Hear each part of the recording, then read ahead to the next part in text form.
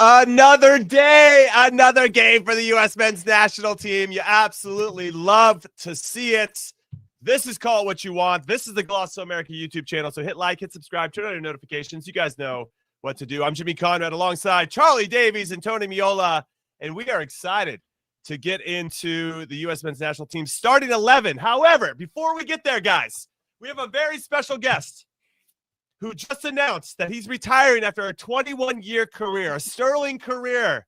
He played on 2 World Cup rosters, 2010, 2014. He has 3 Gold Cup titles. Don't forget the Olympics. He's got the Olympics. Got the Olympics in there. The guy's been around. He's seen it all. We're so thrilled to have him on the show. Brad Guzan, everybody. Give him some love in the chat. Let's go. Guzano, what a career, what's my happening, friends. guys? I appreciate it, guys. So why now? Like, why not just keep going? Why not just set records? Yeah, you're a year from shutting down Messi and co. You know, and one of your absolute best games of your career at this stage. Why stop? You know what? You're right, guys. You know, forget the announcement. You know what? I'm going back in tomorrow. I'm coming back. I'm coming back. I'm coming back. You just need the hype man. You just need the hype man. That's it. I love it. I love it. But for real, like, what was the impetus for making this decision?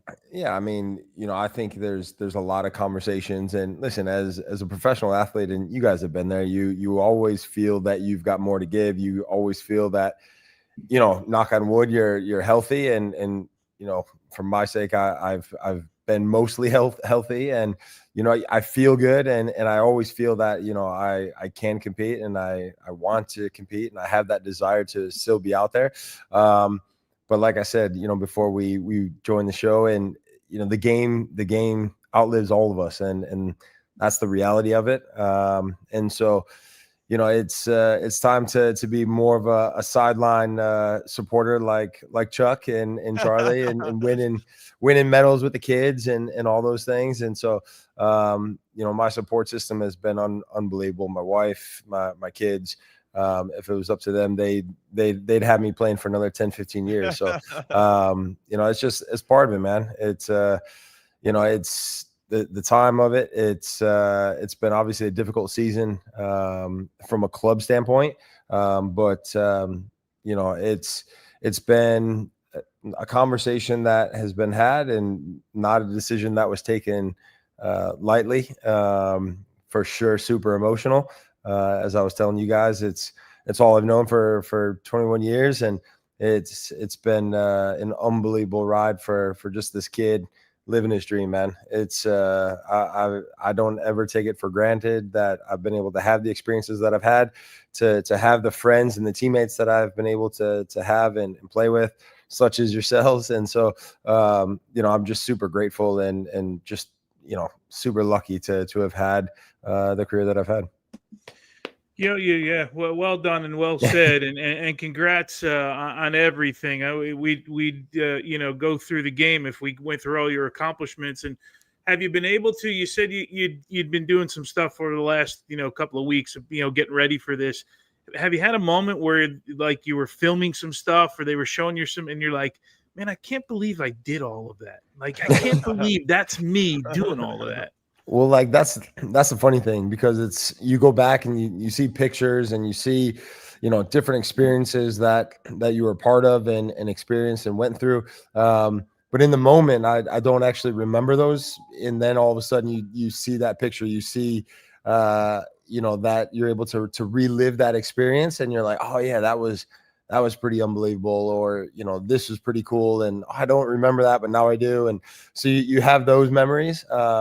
But yeah, man, it's like I said, you get this flashback of it, and I think at some point I'll sit down with my wife and, you know, kind of digest it all and you know, take it all in. But at the same time, it's like, at the minute, it's all a bit of a blur. But you try to savor every last minute of it. I've known you from the very beginning, Chivas USA days. You were a legend for Chivas USA. Rest in peace, Chivas USA. Yeah, R.I.P.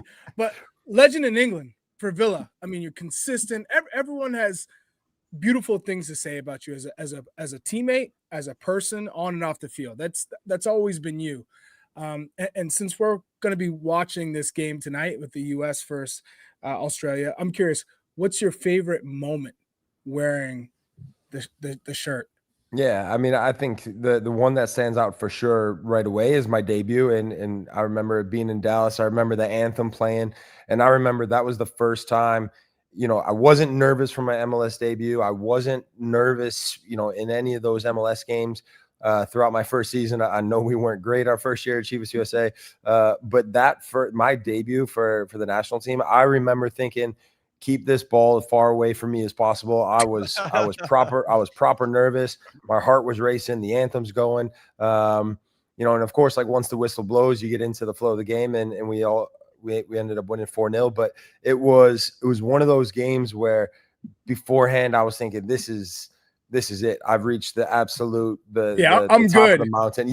This is if the career ends tomorrow, like I've been so lucky to be able to put this crest on and put this jersey on, and that moment for me was unbelievable.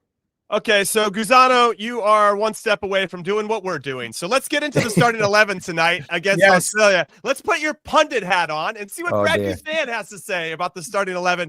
We got Matt Freese in goal, Miles Robinson, Chris Richards, and Mark McKenzie in a back three.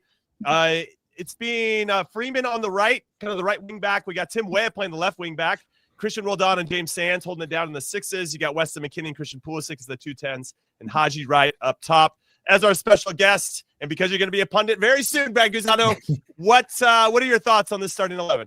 Yeah, I mean, listen, I think going off of the result the other night and the performance more than the results, because obviously, you always want to step on the field to win. It was a good performance. It was a positive performance. It was energetic. It was lively. And I think when you go into this game, right, guys are going to be looking, saying, hey, we need to follow that up with another big performance. And you're going to have guys now, Christian on from the start. I want to see another big game from Richards and Miles. I know, obviously the back three is going to be, I think, where the future lies in terms of this group. And I think there's still some places that spots up for grabs within the center of the pitch. What a breakdown from Brad Guzano. I didn't mean to cut you off there. I thought you had finished. You're a fantastic breakdown, but keep going if you got more to add. Keep going. Listen, and the hot topic is obviously the goalkeeping position, and I thought that was the only reason you guys really brought me on, Tony. And I would love to hear Tony. Don't sell yourself short, man. Don't sell you ever. No, and listen, I think at the moment Matt Freese has solidified his spot there, and it's his position to lose at this moment. And what do you like about his game? Sorry, Tones. What do you like about Matt Freese's game, really quick? No, listen. I at the highest level, Jimmy. You goalkeepers, you need to make saves in big moments, and especially in big games. And obviously he took his opportunity. He grabbed it with both hands, and he's not let go of it. And he's got the belief of the manager and the staff, and clearly the group around him. And I think that stems from not only his play, but obviously his persona and what he kind of brings to the group itself. And I think Pochettino's been pleased with the fact that he's been given an opportunity and he's actually taken it, and he's not let go of it. And so, yeah, okay, listen, can he make saves? Yes. His distribution is good. Yes. Can he do all the things that you need a international goalkeeper to do? Absolutely. But it's when you get to the top of the top, it's the smallest of details. And a lot of times it comes down to the comfort of the manager of who he's putting on the team sheet. And at the moment, he feels very comfortable with Matt Freese in goal. So the narrative has changed around this team over, let's say, last 20 minutes of the Korea match, Japan match, Ecuador match. It's kind of changed. You mentioned it, right? A little more positive vibe. Mm-hmm. So what excites you about this team, and maybe give us something that maybe concerns you about this team? Yeah, I think what excited me after the other night was just the ability to go forward and continue to constantly be dangerous. Every time it looked like there's a possibility for either a chance or ultimately a goal. And I thought Balogun was fantastic in terms of his work rate and his relentlessness to press and get after the ball and put the back line under pressure, but then also create some big problems. And so I'm excited to see Haji Wright tonight from the start to kind of pick up where he left off, because I think there's a real battle there in terms of that 9 position of who is going to get the nod when it comes time for big games. But at the same time, you know, the fact that you just touched on it, Tony, the fact that the team has gone like this and they've had these waves, you know, you want that consistency, and more importantly, you want us on the incline and on the rise as we go into next summer. Well, you're on a roll right now, so I'm gonna keep feeding you. I'm gonna keep feeding you. So feed the bear. Feed the bear. You came into the national team under Bob Bradley. Okay, you had that relationship, and I think incorrect. My first cap was under Bruce. Oh, it was? That's okay. Right. That's all right. That's all right. Chuck, no big deal. You settled in though with Bob, right? Right. That's kind of where you made a name for yourself, and you got your move to England, right? What I'm trying to understand is the group that we created, that atmosphere under Bob was brilliant. It was top notch. But you also then made the jump with Jurgen, and I want to see if you can draw some similarities between Pochettino and Jurgen. Obviously, Jurgen had much more time in that cycle before the 2014 World Cup versus Pochettino. Do you see that he's changing the culture, that he's trying to make it more uneasy, more uncomfortable for guys so that they play with a little bit more grit, a little bit more edge than what they were playing with under Greg Berhalter? Or do you see him still not understanding the group yet? I think it's a bit of both. I think it's the fact that he's trying to implement this culture of, hey, when you're in the national team, we are here. It is 100% business. We are here for 10 days, and we need to maximize every minute of every day to prepare for these games. At the same time, I think he's also trying to get a grasp of the entire player pool and an understanding of, hey, okay, I've seen this guy. I've liked him when he's played with his club team a few times. So let me bring him into the camp. And as you guys know, when you get national team players and they come into the national team setup, not every player is going to fit within that group. And they may be the so-called best player in that position, you know, on paper or for their club team. But when they come in with the national team, it just, for whatever reason, it doesn't click, it doesn't work, and it's not happening. And in that moment, how do you then make the group better? Just because you're bringing some guy in that maybe is playing really well for his club team, but when he comes with the national team, it doesn't happen. And so I think Pochettino is still trying to analyze and kind of go through that player pool and say, okay, who can I count on? Who could be a part of this group moving forward and going into next summer? Listen, you've definitely passed the audition. There's no question. You've absolutely nailed this audition. Anybody out there that's watching or going to watch later, hire this man in the future. Well, Nastri, you know, Mike Nastri's watching right now. So Nastri, pull the trigger. Hire this guy. Let the guy have a week of vacation after this. Well, man. honestly, week at least. There's no breaks on this side of it. It's 24/7 all the time, Guzano. Do you have any immediate plans? Are you going on a vacation? Like, are you any like celebrations that are going to be happening to honor this great career that you put together? At the minute, no plans. I mean, I think the plan is to play Saturday, so I've got to turn my focus. Of course. Turn my focus to the weekend. But after that, you know, no, nothing concrete right now. I've got my wife's 40th is coming up in November, so I've got to make sure I don't drop the ball there now that I've got no excuse in terms of training or games to prepare for. So we've got that, but I'm sure we'll figure out a time and a place to celebrate and look back and, you know, get all of our closest friends and family together and have a good night. Well, that's awesome. That's great, awesome, man. So yeah, sorry, I let you down. I let you down with that. Sorry, guys. No, there's nothing to let down. Okay. So last question before we let you go. Go on. Have you ever had a jersey swap? It's like tradition of the show. Have you ever swapped jerseys with anybody? Yeah. Well, I thought what's your best jersey swap story? I thought I was going to swap with Chuck a couple weeks ago, and he just took mine and never gave me one. So thanks, dude. I appreciate that. Learned something new about Chuck today. Yeah, honestly. You know? Exactly. Turn around. Yeah, show it. Guzano. My best jersey swap. I didn't even know keepers swap. Yeah, I didn't know if they did that. Maybe you know what? What are you talking about? What kind of statement is that? Just shared a whole bunch of stories about switching with players. I swear, I don't think I've ever seen a jersey from a keeper come off on the pitch. I've never you seen don't it. watch it. You don't Because watch you're enough not paying games. attention to the game, man. You're Exactly. just- Tell him you- exactly. You know what? You know what I tell will him. say. It's not a jersey swap. So obviously, my oldest is 10 years old. He's big into soccer. Big into like all the big names. Dad, can you give me this jersey? Can you give me that jersey? So he's got a few, right? So we played Miami. Oh boy. A couple, was it 2 years ago? Maybe Is this 2 or the 3 one years ago. Is this the one that you had your performance? No. Lifetime? No. Oh, all right, Charlie. Jeez. No, this was at the Benz. And so anyway, fast forward throughout the day, my wife's like, "Hey, the kids really want to see," and I was like, listen, I don't have the pull to just like be walking around Mercedes-Benz Stadium and this and that. Well, apparently my wife does. And so anyway, she's like, she calls me after the game and I'm like, "Hey, where are you?" Normally we meet on the field after the game. She's like, "Oh, we're outside the locker room." And I was like, "I don't see you." And she's like, "Well, not your locker room, Inter Miami's locker room." So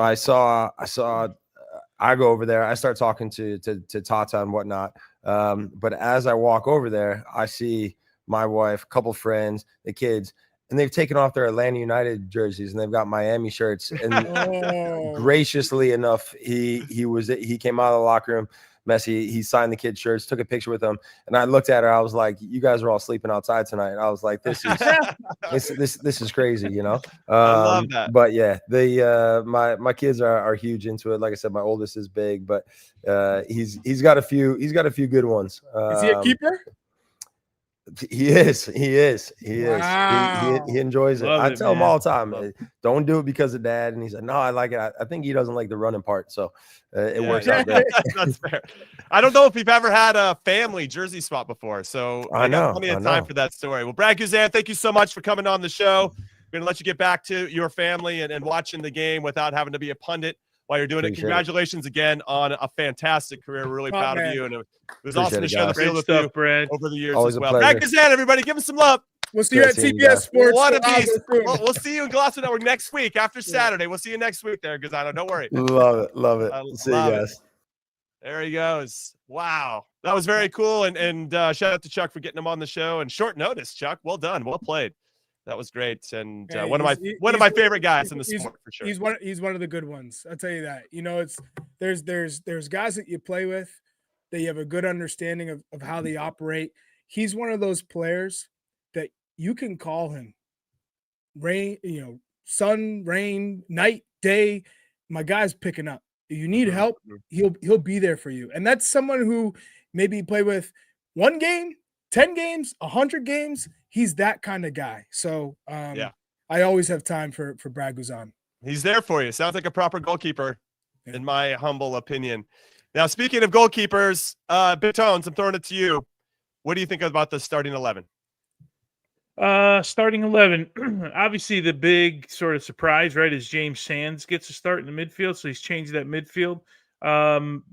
Start with Freeze. I think this kind of solidifies him for me as the number 1 guy, right? You don't give Matt Turner an opportunity in this camp, and you kind of got to roll with Matt Freeze. So hopefully he has a good performance. I think it's a big night for Miles Robinson and Mark McKenzie. Those 2 guys, I think, tonight's a big trial for them as far as I'm concerned. Obviously, Pulisic, Weston, Haji Wright. If your thought process is that Balogun is the number 1 guy, you still need somebody, right, to back him up. We don't have Ricardo Pepi right now, right? He's just getting back. So Haji Wright is he's the hottest striker we have right now. Right, he's the guy scoring the most goals at a consistent pace and a consistent level. So you gotta get some production out of him, and I think it's an important night for him. With the 9s, we're seeing a fight for the number 2 spot happen right now. Right, I think we're all kind of settling on Balogun, and Charlie could speak better to this, but I think we're kind of seeing a fight for the second forward. Yeah, Chuck, I want to hear your thoughts, because I liked Tony's. I want to hear yours, and then I'll jump in. There's a number of things I find interesting, and it's not the back line. I think this is probably perfection if we're looking at, hey, Chris Richards, he's your captain. He's your main guy within this squad right now. Matt Freese, he's your out-and-out starting goalkeeper next summer, and barring some major loss of form or injury. I think he's your number one at the moment because Pochettino trusts him, and it feels like, Brad touched on it in that interview. He feels that, there's these games that kind of define who you are within the team, that give you that confidence. I think Pochettino's trying to catch him up, get him up to speed. And so he's not going to take him out because he knows he's pretty new to the international scene. So as many games as he can and continuity with a Chris Richards, with a Tim Ream, whoever's playing there, the better it is for him for next summer. So like Tony said, McKenzie and Robinson, this is your audition. This is your opportunity to really try and grab these spots, because Tim Ream has got a good hold of that left center back spot, unless McKenzie can put a great performance in, and the right center back spot's wide open. Roldan and Sands is the puzzler, because typically you might have just one of those guys coming in, but both to me are auditions. You're throwing them out there and saying, hey, let's see how they do. More so for James Sands, because he hasn't been in the squad for a while. So it's a massive chance for him just to continue to be on the radar, because we know Tyler Adams is out. We know Cardoso and Musa and Reyna and a number of these guys are floating around. So big game for him. Weah, he's played left back a full season at Lille. He's played left wing back at Juve. He's played left wing at Juve. He's played left wing with the U.S. men's national team. So I'm not shocked to see him on the left side, because we've seen Freeman grow a lot, and Pochettino is starting to trust the kid and sees his potential. So I'm not shocked about that, because he's going to say, okay, when it comes down to it, you're going to play Weah or Arfsen on that left back position. Weah is going to get the nod over Arfsen.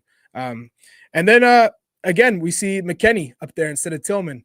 So again, I think he's going to give him a chance to say, okay, I'm going to see what it looks like with Christian alongside you and see how it goes. But a big opportunity, and I'm looking forward to it. Yeah. That was great. I don't even know if I have anything to add. Took all the air out of it, Chuck. Jeez, man, save some breakdowns and this time I said, you know what? I'm going to survive tonight first. Tones, I'm not letting him grab that oxygen tank and leave us leave us starving for here air. We go. I haven't even said anything. You're he's already muted. Tones, come on. No, that's tradition. That's tradition. I thought he was out of oxygen after the other night, so now he's But do we have any indication of the bench? I'm looking everywhere for the bench. Yeah, I can't see it either. I don't see it anywhere. Yeah, we're getting word that Malik Tillman is not dressing for tonight, so he's not even an option if you're asking for him or where he is or why he's not starting. I agree with you, both of you, on your sentiments. This is a huge opportunity from a backline perspective for one of these two guys, Miles Robinson, Mark McKenzie, to demonstrate some presence. Be a proper leader, organize, communicate, get guys in good spots. That's going to be a really important thing. Some stuff we probably can't catch on TV, but I think it's going to be really important for the coaching staff to see, and obviously how the team moves with them calling the shots from behind. Freeman, nice to see him get a start, clearly being trusted in an important area. Tim Weah, another option for us on that side. Obviously, Serginho Dest can play there. Arfsen, Jedi. So we're starting to create some depth in that spot. Roldan and Sands, yeah, that feels like I feel like Roldan, given where things are right now. If I did a temperature check with Pochettino, he loves Roldan. So I think he's making the team. Sands, though, it's gonna be interesting. Guys, we're in the third minute of the game. I can't. Are we not? The game kick off? I got a commercial on right now. Yeah, that's what I'm saying. On our live feed, where I got a bounty commercial. Okay. Here we go. I got a bounty commercial. It's on right now. It's on right now. Good. And then this is a huge, again, I agree with you. Haji Wright, this is a big opportunity for him tonight. But yes, we're 3 minutes into the game. We're just seeing it right now. I was like, what's going on here? I'm looking forward to the buildup. But those were our thoughts on the midfield. And Tones, you and I were talking before we got on air about how, Pochettino said he's not going to be testing things out anymore. No, the trial period's over. But it still feels like there's a handful of guys that might be trialing here, even though you think that maybe not so much. Yeah, well, there's a difference, right? When you're experimenting, you're bringing in half the guys that you're not going to take. I don't look at Roldan as an experiment, because he likes what he does, and he's playing in the same position that he plays, right? The only one we can make that argument for is James Sands, but leading all the way to the World Cup, there's always going to be a guy or two you have to look at, right? Yeah, there's going to be a guy that's hot. There's going to be moments like James Sands. he's earned his way into this team. By the way, the starting positions for Timothy Weah and for Alex Freeman, they're wingers. They are not no resemblance to being in the back line at all for those. I mean, look at Freeman. But so I don't necessarily see this as experimentation right now, Jimmy. You're looking at guys that you have a clear picture of, and then you're getting an assessment of one guy for me, and that's James Sands right now, and how he might fit in what we now know is a very difficult position on this team to break into. Yeah, no, good shout on that. And you're right that the starting positions of Weah and Freeman were very high. Now we can see here we're at the 433 mark. Yeah, 435, 436. You can see that it almost looks like a back four at this point. Yeah. Yeah, it is. Freeman on the right-hand side. Weah is not even in the picture yet. So he's a winger tonight. I'm curious to see what it looks like in build-up. But you had the center back split, and then one of the sixes dropped in. That was Sands that would drop in, and who's comfortable as a center back as well. So interesting. Already a start on build-up, and then you see Christian dropping pretty deep to get some touches on the ball. We'll see how that develops. Yeah. We know that Australia is pretty good defensively. Tony, and that's the tactical wrinkle we've been talking about with Pochettino, is sometimes in build-up versus, in possession versus out of possession, what that back line looks like and how it can shift. And we're seeing that he's saying, okay, Weah might look like a left wing back, but my man is getting forward. We see him as really attacking down that left flank, and he can provide cover. The kid has an engine. I'll give him that. It doesn't seem to get tired. He's always working up and down that flank, I think, which is what allows him to be so flexible and able to play both sides. Yeah, I do like the cover behind him with McKenzie, just from a speed standpoint. He's got a little bit more speed than Tim Ream does. Now, Ream probably reads the game a little bit better. So I like that aspect, which will free Weah up, especially in his mind, well, I can go a little bit further because I got some speed covering behind me here. So we'll see how that plays into it. Yeah, but it looks like forward during the build-up, this press now is pretty good.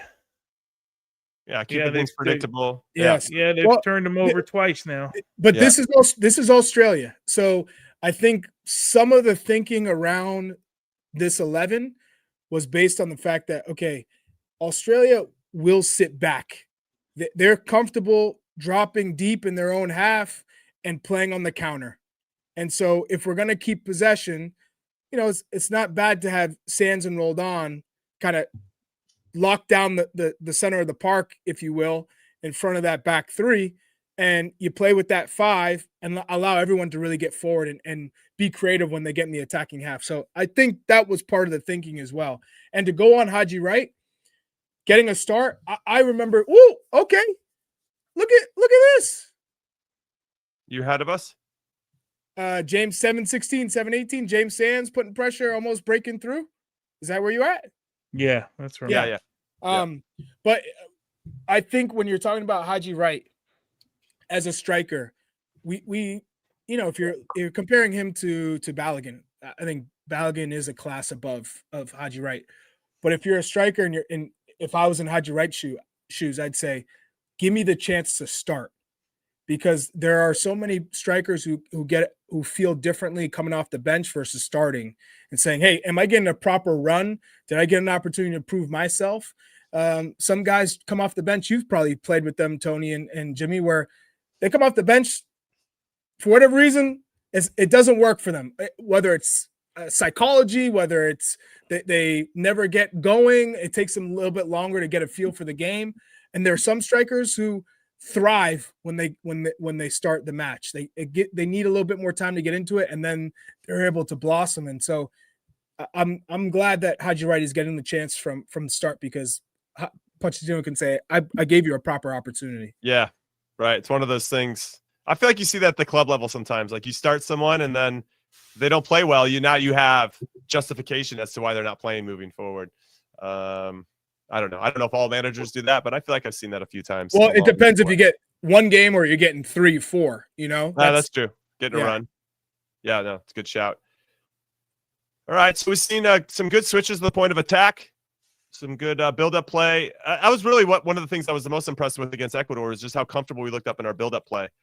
And that was we just look more confident on the ball this camp. Like this is, I'm trying to think, like Nations League, right? We just didn't look comfortable on the ball. A lot of guys. Oh, I love that ball from Chris Richards, Jimmy. Yeah, I saw it. Good split pass, breaking 2 lines into midfield, into the feet of Haji Wright. Now when that pass happens, there has to be some immediate, like, secondary movement to go support the play. And you saw the flick off from Christian. Him and Haji aren't on the same page yet, right? Whereas I think Balogun would have read that, and there might have been a 1-2 there, or he's able to just spin his defender because he knows that pass is coming. And again, that comes with time. Yeah, just the only thing for Haji is he doesn't have as much time as he'd probably like. By the way, just so everybody knows, we only have 6 more games until the World Cup roster has to be named. We get 2 more in November. We have the January camp, which won't obviously involve everybody. So but there's still probably going to be 2 games within that 10 to 14 days. And then we have 2 in March. But you'd like to think that a good portion of the roster will already be decided in March. So you're really hoping this guy's, so you really have like 4 games.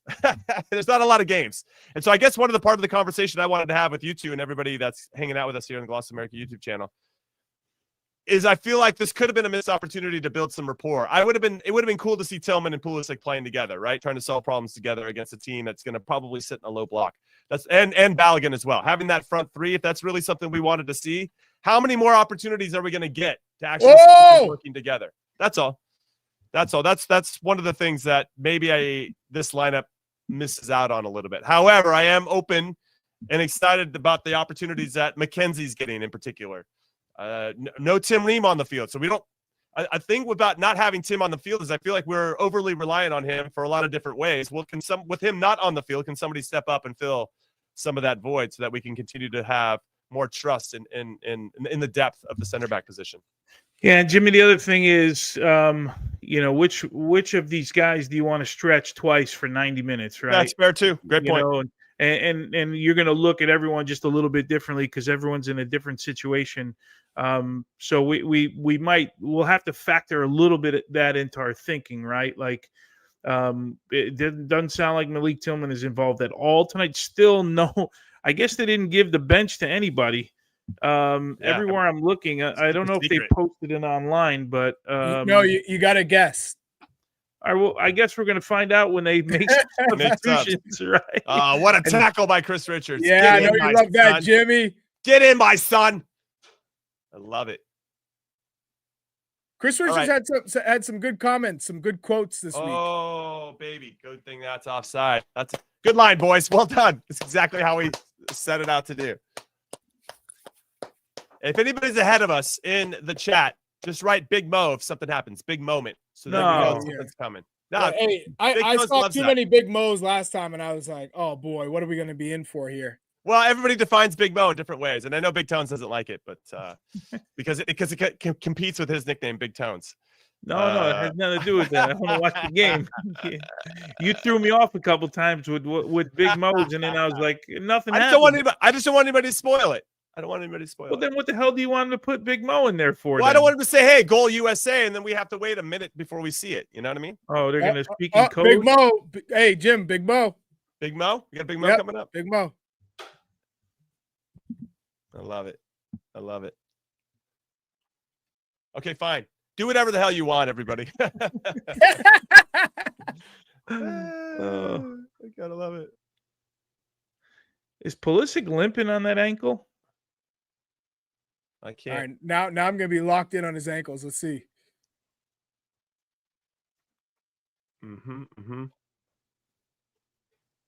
Okay.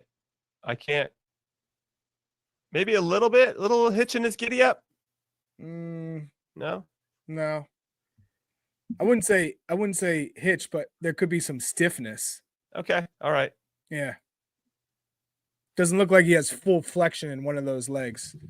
Is that Chuck's our resident PT, by the way. Is that Dorsey flexion or plantar flexion? Which one? I knew you'd love that one, Toads. I love it. As it pertains to Australia, they made 5 changes to their starting 11 from their 1-0 win over Canada, including the goalkeeper. So Paul Izzo is out. Plays for Charlie's former Danish club. Was it Ronders? Rannes. Yeah, Rannes. And I thought he was man of the match against Canada, but they put Matty Ryan in, who now has 101 caps for his country. He's captain. Yeah, I mean, you're talking about a guy with a boatload of experience, right? Was playing in, was at Brighton for a while. Yeah, a good goalkeeper. Yeah. There you go, Haji. Good hold up. Yes. Yep. Well done. Because the first one was a little clunky. Now he's got it down. He can relax a little bit and breathe. Yeah, and this ref is letting them play. So I think he had to get. Oh, somebody came in hot. Let's get a yellow, huh? You're taking down our best player. Is that Christian? Yeah. Yeah, and Pochettino said, hey, you know how that goes. When you're on the opposing team, you know somebody's got a bum angle. You go right for that thing. Let's see the replay. Oh, he got there first, though, in fairness. Oh, he rolled him up. Oh, man. He gets that ankle pinched, though. I think our dude's coming out. Do you know which ankle it was, by the way? Right or left? You're our PT. You're the one saying dorsal flexion and shit. Yeah, yeah. I'm looking at the flexion. You should know. Let's see. I'm going to tell you by his reaction, the way he pops up.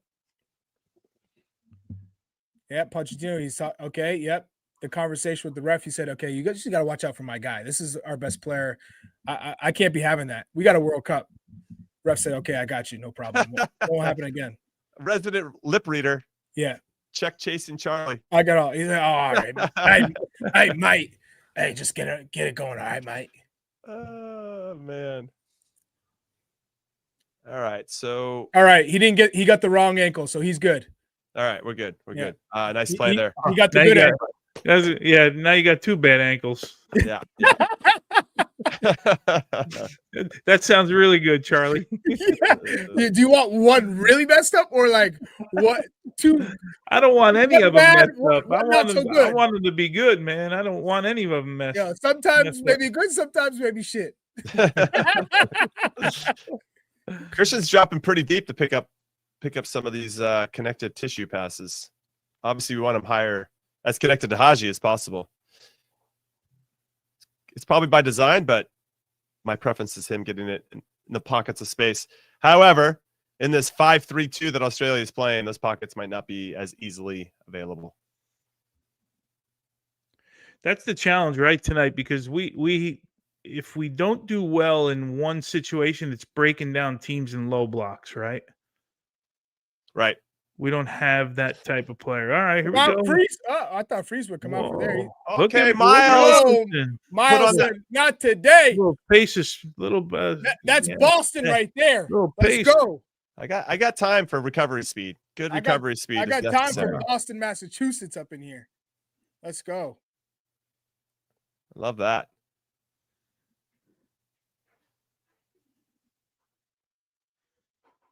Yeah, when Australia goes forward, I'm not thinking, man, they're going to hurt us here. Yeah.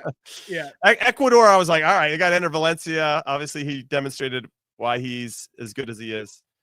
I didn't realize they hadn't lost, in 11 or 12 games, and the last 7 have been wins. And I don't care, like, who you play.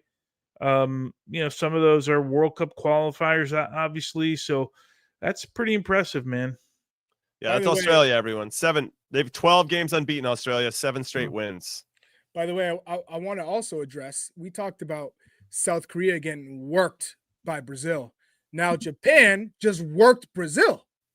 5-0, I believe the score was. Japan beat Brazil 5-0? Yeah. No, 5? Can we get a fact check on that? I thought they came back and won it, right? 3-2. Oh no. Oh, Big Mo. Oh no. Big no. Big no. Oh, Big no. One chance, one goal. For fact checking Chuck's 5-0 win for Japan and Tony Popovich's Australia, the Socceroos. I got to see this. Off a throw. Off a throw in. We don't attack it. He chests it. He double chests it. Oh, he just absolutely ran through the whole back line. Okay, so who was that messed that? Was that Sands? No, rolled. No, it was Sands that miscleared the ball. And Chris like didn't come into it hard, and initially. Wow, that's some camera. It was Roldan on the ground. Was Roldan. Yeah. No, but off the clearance was Sands. Yeah, but at the end there, it was Roldan who fell on the ground and didn't get to it. I'm talking about right from the jump. He miscleared the ball, went backwards. I'm sorry, Tones, but I think Matt Freese got to save that. I think that's a savable shot. That's a tough one. I thought so initially until that last angle right there, and then I'm like, oof. Okay, CB. Okay. He needs some help. Oh, maybe he doesn't. Oh. That was some ball by McKenzie, huh? Yeah, good ball up over the top, good timing, but I'm still in my feelings about that goal we just gave up. I'm with you. I want to see it because we got to clear it off the initial. What was the throw in? It's too easy. It's just too easy. It's similar to the U20s. Like you can't shut off on a throw in. Can't do it. Or expect. You know what it felt like? Like somebody else will make the play. Yeah. It's just a throw in. It's like it's somebody else will make the play. And then we lack that urgency in that but that number 5 for Australia did a nice job of kept taking advantage of the situation. Jordan Boss. Well, isn't he one of the guys that Feyenoord? Was it Jordan Boss? Feyenoord, yeah. Yeah, Jordan Boss. Yeah, he's good player. But that was too easy, unacceptable. All right, now we're down a goal against a team that likes to sit back, and this could be a situation we find ourselves in at some point in the World Cup next summer. So let's solve some problems here, boys. If you think about it in World Cup terms, right? This is match 2 of the World Cup. You have a point, and now you're win. Yeah, you're tied. You come out with a draw. Now you're down in the second game.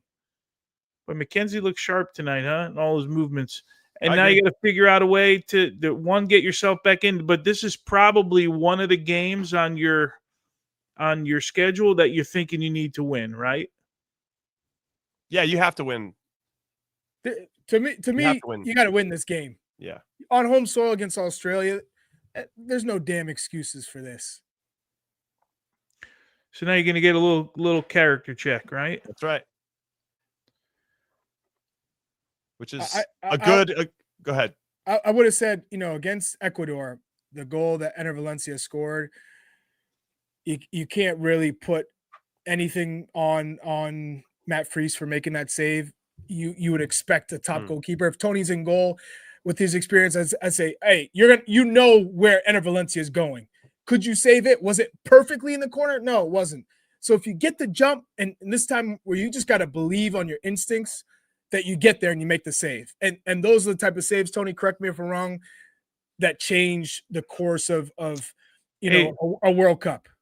I say all the time, like the goalkeeper's job for me, you got to make all the ones you're supposed to make and one of them that you're not supposed to make. Yeah. And I don't know if it comes in the 10th minute or it comes in the last minute. That's the difference between goalkeepers.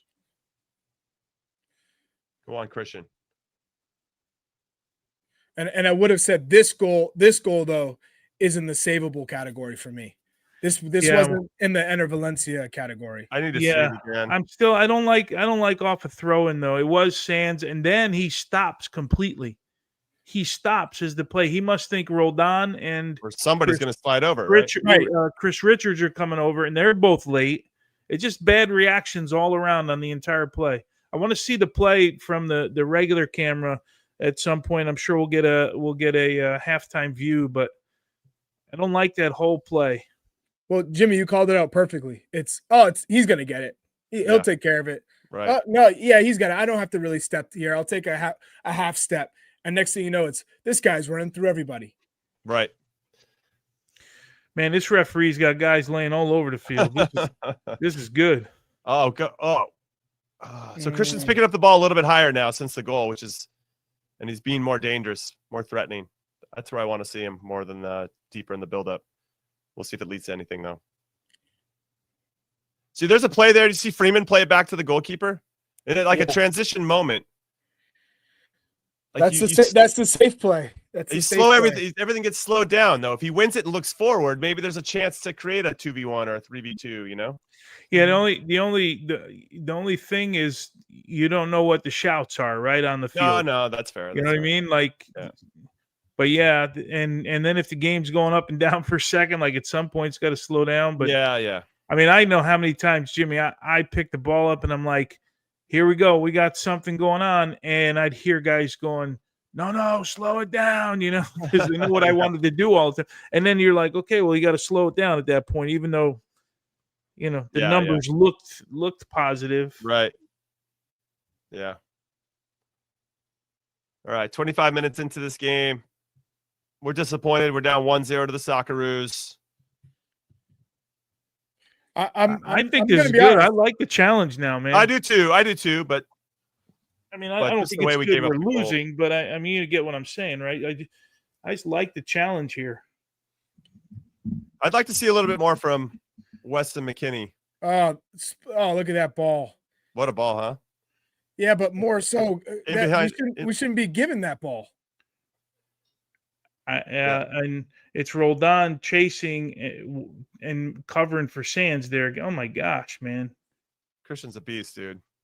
Haji. Where's he playing it? This referee, I don't know at the moment if he's up to the speed of this thing right now. Damn, Christian's going to have no ankles by the end of this. He's going to have those Fred Flintstone ankles that are like super swollen. Nobody knows who Fred Flintstone is, but he's got big swollen ankles by the end of this. Ugh. This guy should have got he got to the ball first the last one, but he crunched Christian a little bit earlier. But that's what's going to happen in the World Cup too. He's going to get that's the spot you want him in, right? You want him in the midfield, you know, inverting a little bit and then just running right at players. Right. Catching half spaces and going. Yeah, and you're going to get fouled at some point when you play like that, like you said. But when he breaks loose from there and guys are running, I think that's where you're dangerous. Yeah. Now I think he's tweaked the bad ankle. Yeah, I didn't think he'd last till halftime, to be honest. This is the left ankle. Right there. He gets both of them at that point. And then he tries to step up, right? Yeah. That's when he tweaked it. Yeah, he's coming off. All right, so Tillman's not in the team. We know that. So who would be coming on? No, man, it looks like they're testing the knee, no? Yeah. Oh, that's fair. I don't like, just get up. Yeah, that's it. Run. Who do we have? Who do we? We got Luna. You got Luna, Balogun, and Aiden Morris. Ajimon are warming up. Yeah. Yeah. Could we see maybe if he does come off, could you see Weah going in that spot and maybe putting someone else? You could do that. I could tell you right now, Mauricio is not happy. No, not when he's. I mean, there's probably a little bit of a risk to start him if he was already nursing something. So they're probably going to have a discussion about whether it's worth continuing. Yeah, similar to Anthony Robinson. We haven't seen him at all either. So yeah. He's saying what happened. And he's got to come out. He took off the armband. He's done. Did he take off the armband? Yeah, it looks like he's going to the bench. Yeah, Christian's done. Done for the night. Damn. And let's hope it's precautionary, right? Diego Luna's coming in. There's Tillman. He's not dressed. We're trying to get as much information as we can on the bench, but it looks like Diego Luna's going to come into this game. Man. Hopefully let's just not take a chance, right? Yeah, right. Yeah. That's what it looked like based on his body language. You know he wants to play. Oh, man. Well, that took the air out of the game a little bit. A little bit. Yep. Especially because he was our main driver of the attack. Well, let's see Luna do it now. Yeah. Yeah. All right, we're back on Christian right now. Looks like they're evaluating some more. No rush for us. We're still we're down a player. This first half has been so underwhelming. I'm not going to say it's been terrible, but it's almost like what did you expect when you're taking out Balogun and Tillman out of this starting 11? I also coming into it, this is how Australia plays. Yeah. They want to make it look and feel terrible. They're physical, they work hard, they're consistent. And so that game was going to happen anyway, but obviously you want to have your, like Tillman, I think would have been a really nice add to this because he's good in these tight situations. He's thinking about flicks and third person running and doing that consistently. Go on, Haji. Come on, Haji. Okay. All right, Tim. Do him up. Give us a little step over and cut. Okay, why not? All right, why not?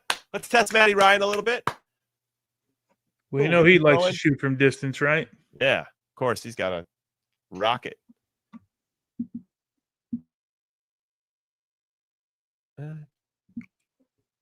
Yeah, he put some good swerve on it, but it was a comfortable save from Matty Ryan. I like it though, right? Like going at it and running at the back four. We'll take that.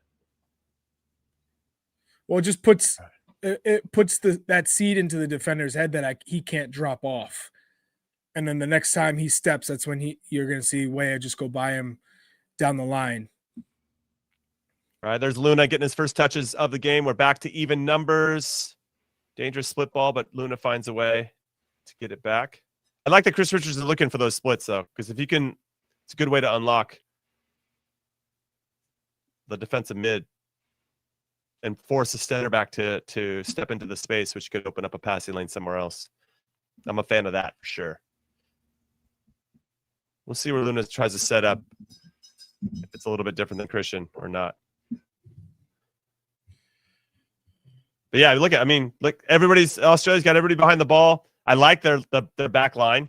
Not too deep, but not too high. Makes it really hard. Squeezes. It's a nice squeeze. Are we feeling the same way about McKennie tonight? I think he's been quiet again. It's been quiet. In that higher position. But that's what he said after the game. The last one against Ecuador, this is his preferred position in this formation. Well, he said that for a while, right? Like he's been going on about that a little higher up the field and all that. Yeah. He just made a forward pass into Roldan, who's making a run from deep. I could, but how many guys can you say want to be in a certain position or enjoy playing in a certain position, but he's better for the team in a different? Yeah, I can tell you so many guys that played more of the defensive midfield or CDM, but they'd rather be in the 10. Jermaine Jones. Mm-hmm. I can't tell you how many times he said, I'm done. I don't want to play the 6 anymore. I want to play the 10. I want to get goals. I want to be able to shoot. I want to have to do all the dirty work. I'm sick of doing the dirty work. But at the end of the day, that's in your DNA. That's where you're the best for the team. That's where you're the best on the pitch, where you can have the most influence. And I think Weston is that same type of player where he covers so much ground that he can still get forward from that position. Mm-hmm. You just, in terms of what that number 10 has to have, the more attack-minded presence in tight spaces, I don't think he's that type of player. I mean, in certain games, sure, he can be in that role, but I think ultimately we're playing against, the Englands and Frances and the Spains of the world. Where he's going to be best suited for this squad is lower, deeper. Go on, Haji. Go on, Haji. Oh, get in! Well done.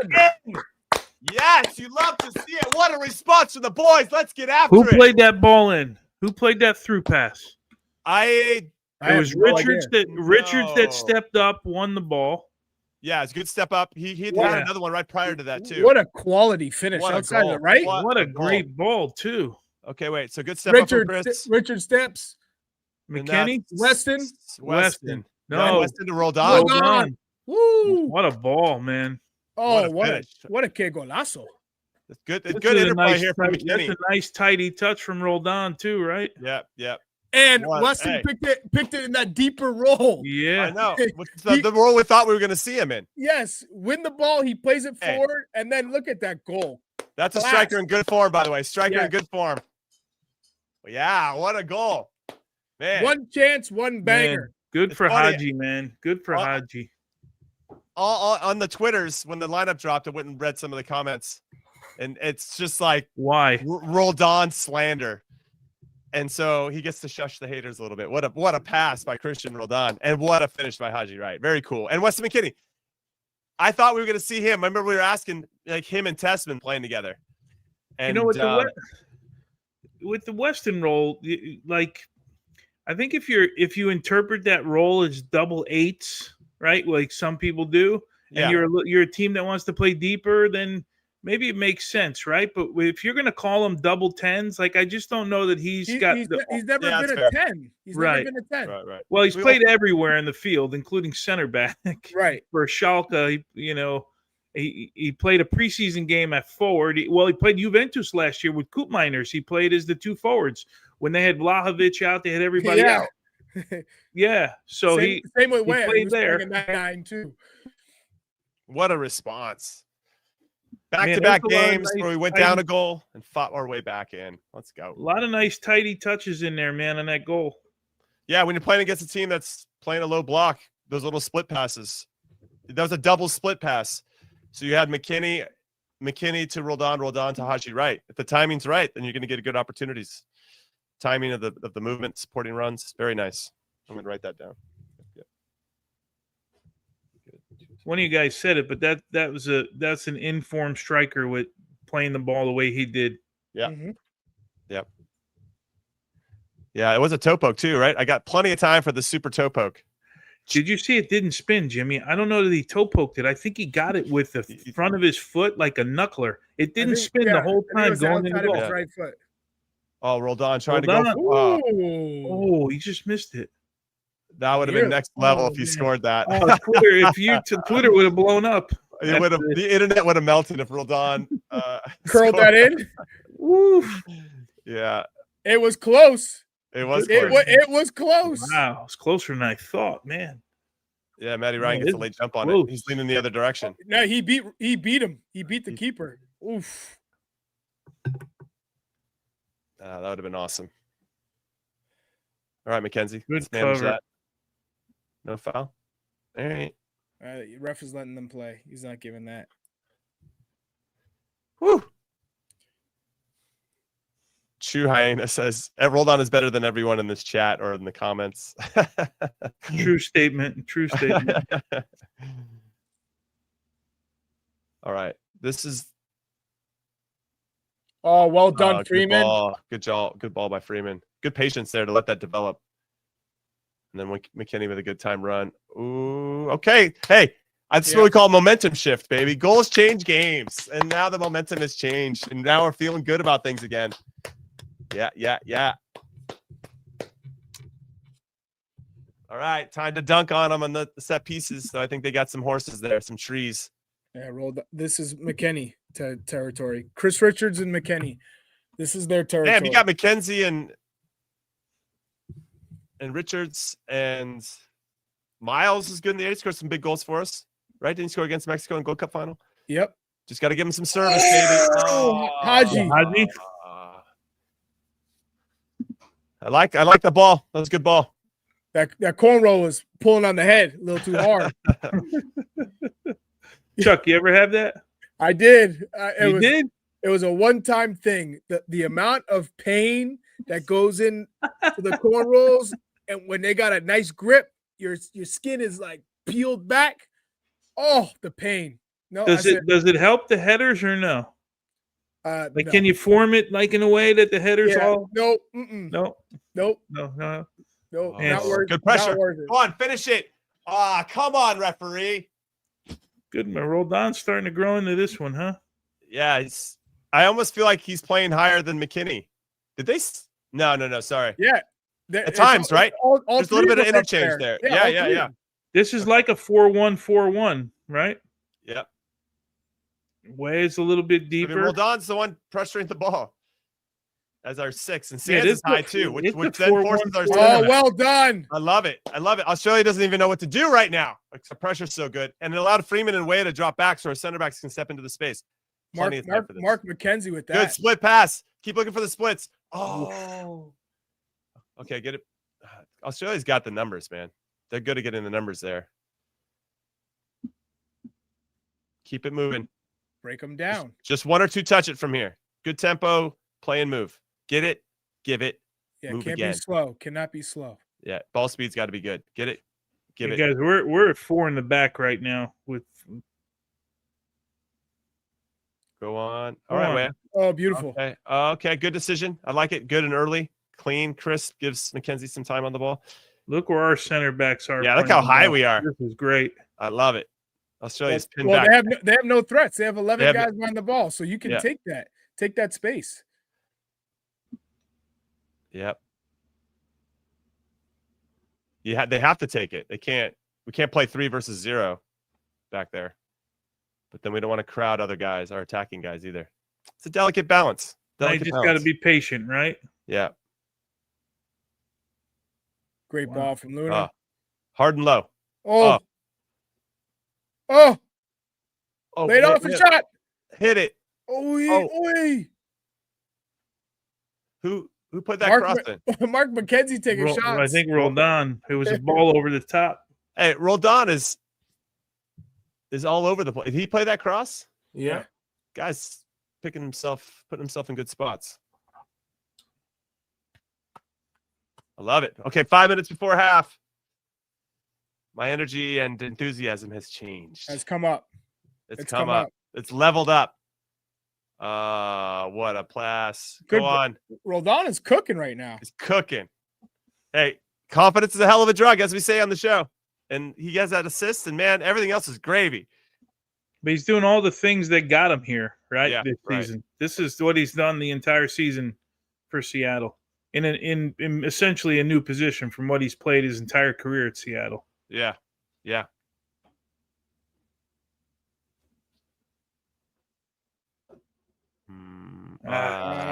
Sands. But look at that. Roldan. Oh, okay. He sprays it. Let's go. He's spraying it. Roldan is. Get out him 1v1. This is where you want him. 1v1. Take him. Yeah. All right. We'll take the corner.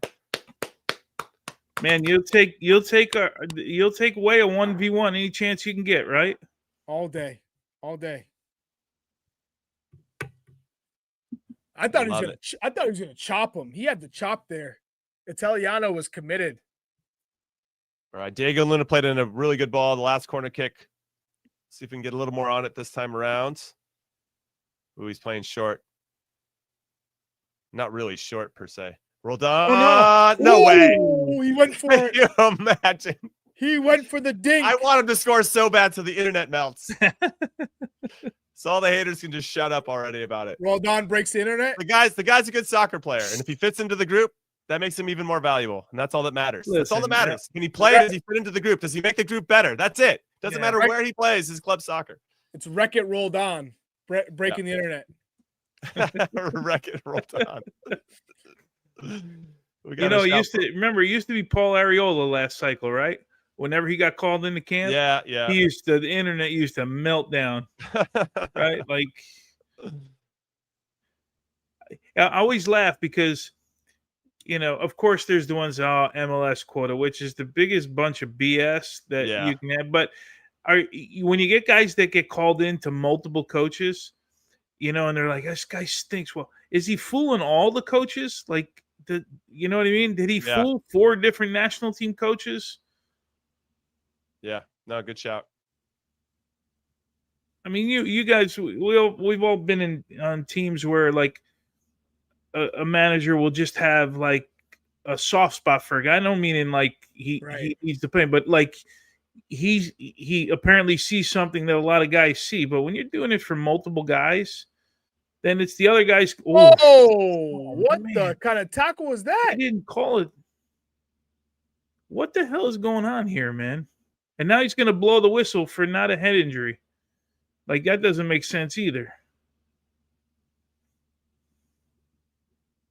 All right. Things are getting chippy. Yeah. Also, part of the World Cup experience. I like this from Chris Richards, though, man. Yeah. You got to stick up for your guy. It's the back leg. The back it's leg. the back one, right? Yeah, Agostino got him with this back leg. Man. Come on. He gets the ball first. That's probably what the ref saw. Yeah, His but you're back still leg. putting the guy in danger, right? This isn't the 70s. Like, this is the way you call the game is called, right? The thing is, you can't go through the ball and put the guy in danger. That's what he does from behind. I wonder what Chris Richards is saying here. Good. It's good to see Sands walking. Like, you can't allow these dangerous tackles. This is bad. This is reckless. And I love a good tackle, but this one's BS. It's right behind. Here. Oh, man! I'm glad he got up. That's an easy yellow card. 1,000%. That's a yellow card. Not even. There's no question about it. That is an orange card because it's dangerous from behind. Obviously, his studs aren't going into James Sands, and I know intent is not measured when you're making these type of decisions, but you could tell that it's accidental. He's going for the ball. Either way, his back leg it's reckless. It's coming in hard with that force. For me, that's an automatic yellow card. Yeah, it's a no-brainer. I think that's a yellow for sure. Mm-hmm. And Sands is back in, which is great. This guy's laying all over the place.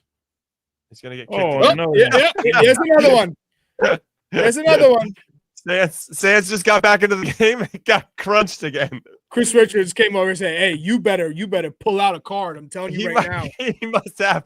They must think that Sands has a punchable face or something because there's just like Chris Richards was having a conniption. Look at him. This is getting chippy. Those guys didn't play together at NYC, did they? Yeah, I don't know. Who? Chris Richards? No, Richards. No. Sands and O'Neal. Oh, I don't know actually. Can someone check? I don't know when they came. That's O'Neal, right? Yep. Yeah, I don't know if they crossed over. There's nothing dirty there, though. No, that one's okay compared to the other one was worse than that. It's like the timing of it. You know how if you're just throwing around a big tackle and it's just already kind of and after another one, another one. Yeah. It's just gonna escalate. Yeah. It's gonna escalate quickly. Yeah. Chris Richards said, "Okay, we're playing like that." Noted. So let's see where it goes from here. Look, Australia's coming. Yeah, they're fired up. Good love touch. That pass and good touch. Can we break it? Oh, he missed him. That's where we need That was Haji. Luna. But if Haji had been in that pocket, could have laid it off to Luna. That's it. It's on him because he was looking at Luna. But he's going to call that a foul? Yeah. Chris Richards is coming in. He's good for Richards, man. He's scheming. Hey, this guy, honestly, if the ref wants to manage this, just call it halftime right now. Oh, that is soft compared to the other stuff. Soft. Just call halftime right now, dude. Don't even. There you go. That is proper game management by the referee. It's just a friendly. Nobody needs to get hurt. Outside of Christian Pulisic, these bastards. They targeted him early. All right, halftime here in Denver. I just see a quote? Forget, fellas. It's a friendly chill. That's what we're talking about. This friendly. We don't need guys. We don't need guys dropping like flies in this game. We're just chilling. All right, 1-1 from Denver. I want to hear from the chat right now. Who has been your man of the match so far in this game? Let's get that poll up, or just I don't even know if we need a poll. Just drop it right now in the chat. We'll be able to do the eye test and see. I think we're going to be unanimous on that at this stage. Okay, ready? 1, 2, 3, and then we'll say it. You ready? 1, 2, 3. Christian Roldan. Hey! Who are your three? I'm going Roldan. I'm going to go Weah, yeah, Roldan, and Richards. He should have done better on the goal. I'm going to say Haji Wright. That was a great finish by Haji Wright. It's a good shout. McKenzie's been good tonight, too. Yeah. McKenzie's been good, too. Yeah, he's been good. He's been good. But yeah, I'm gonna say Roldan, Haji Wright. Yeah. And then that's such the goal we gave up was so bad. I like McKenzie hasn't been good. I'll probably give Weah. I'll go Weah. I got to see this whole play in the goal again, man. The one we conceded. Yeah. I think for the most part, Haji's got the nice goal, but largely, not utilized all that much. That's fair. So for me, but he's not top 3 in that first half. he scored like a sick ass goal. What are you talking? Yeah, he scored a sick goal. I'm not taking that away from him. He's got 5 defenders he's got to deal with. He's got 3 sitting right in front of those 5. There's not a lot of space for him to do much. No. Come on, you're being hard on him, Resident. No. If we're gonna be fair and compare Balogun and the way he touches influences the game outside of goals, then there's a big difference. And we saw some of his movement was good, but not the touches.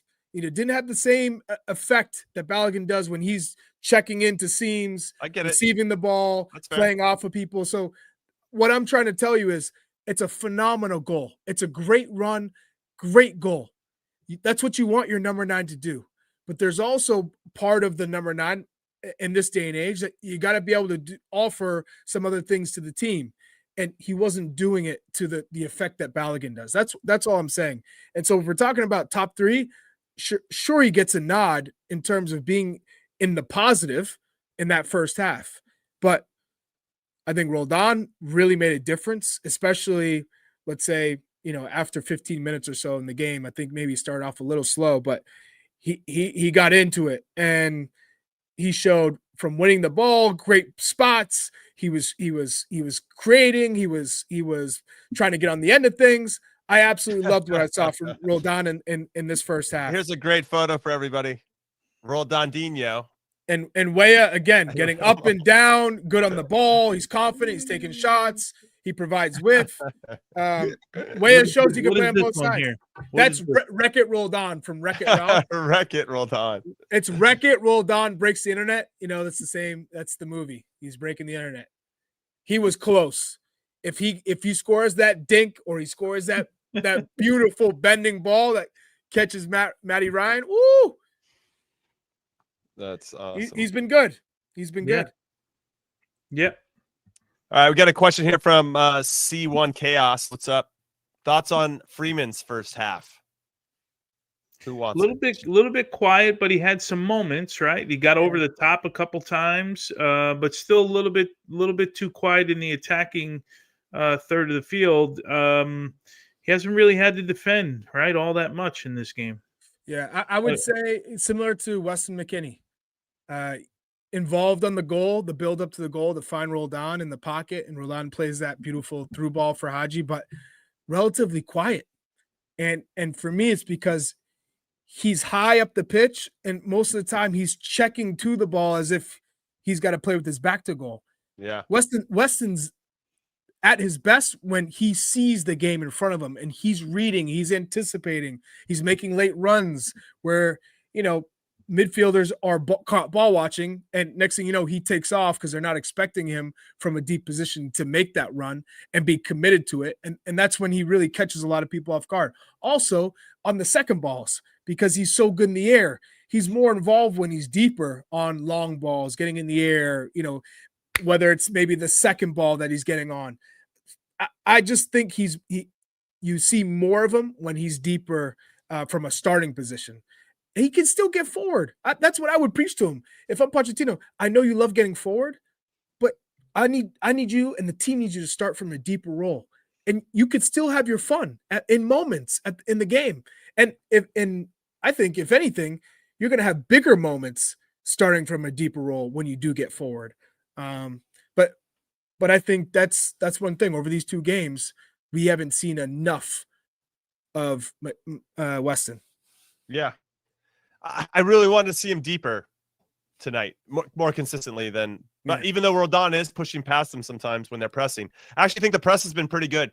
Yeah, all things considered. Now, again, this is an Australia team without an out-and-out number 9. They're pretty deep, all things considered. So when they win the ball, they still have like 70, 80 yards to go, which makes it a little bit easier for us to squeeze them. But hey, yeah, I love this question from Anders Brown.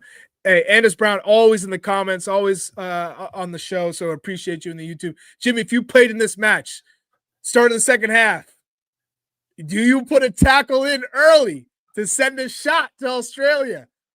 So I'm going to reflect upon something I did. In an Why MLS wait till the second half? Yeah, right. Right in the tunnel? Right in the tunnel. I remember in the MLS All-Star game, I got raked down my Achilles by Didier Drogba, and I patiently waited, Chuck, and everybody, and Tony, and everybody watching. I patiently waited 39 minutes to get him back.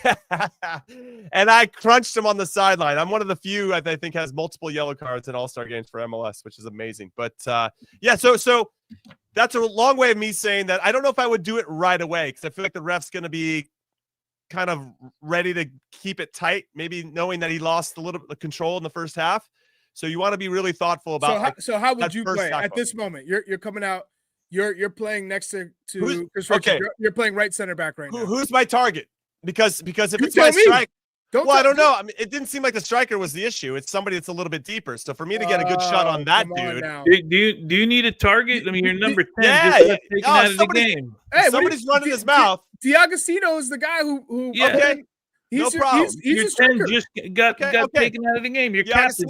Yeah. So I would do the it would appear as awkward, like step on his Achilles or foot from behind and be like, sorry, man. Just do like this one, like with hands up and you you rake him at the same time. Exactly right. I've done this so many times. I'm Yeah, putting pressure on the center back. This guy in the first half has been putting hits on me. I'm just taking it. It boils up. And then I do the press. And now I'm trying to put pressure on him. And any type of little contact you give a center back, they flop down and they get the foul. So I do I'm not doing it, I know, but at the same time, I'm like, I'm gonna rake the hell out of his Achilles. And I do that awkward step, like, oh, I didn't see it. And I always get him good. And I do the like, I didn't do anything. And typically it's just a foul. You don't even get the yellow card, but I make sure I get him good. And then I'm good. And now he's thinking about that. He's steaming. Yeah, for sure. Next time I check for the ball, I can dummy it. I do the spin. Thank you. Thanks for coming. Don't you want that hard tackle, like just whack him and then he gets up and like you can get in his face a little bit. Yeah.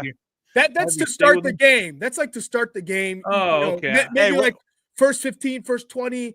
You're sending a message to the team. You're getting stuck in. You're also letting them know, hey, you're not going to be able to play the ball out easily.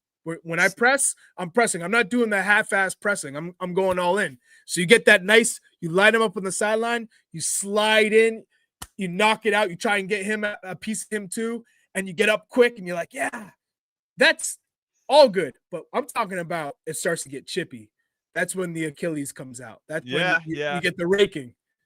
When I was a kid growing up, I had a youth coach who told me that if somebody gets you, you want to get them back.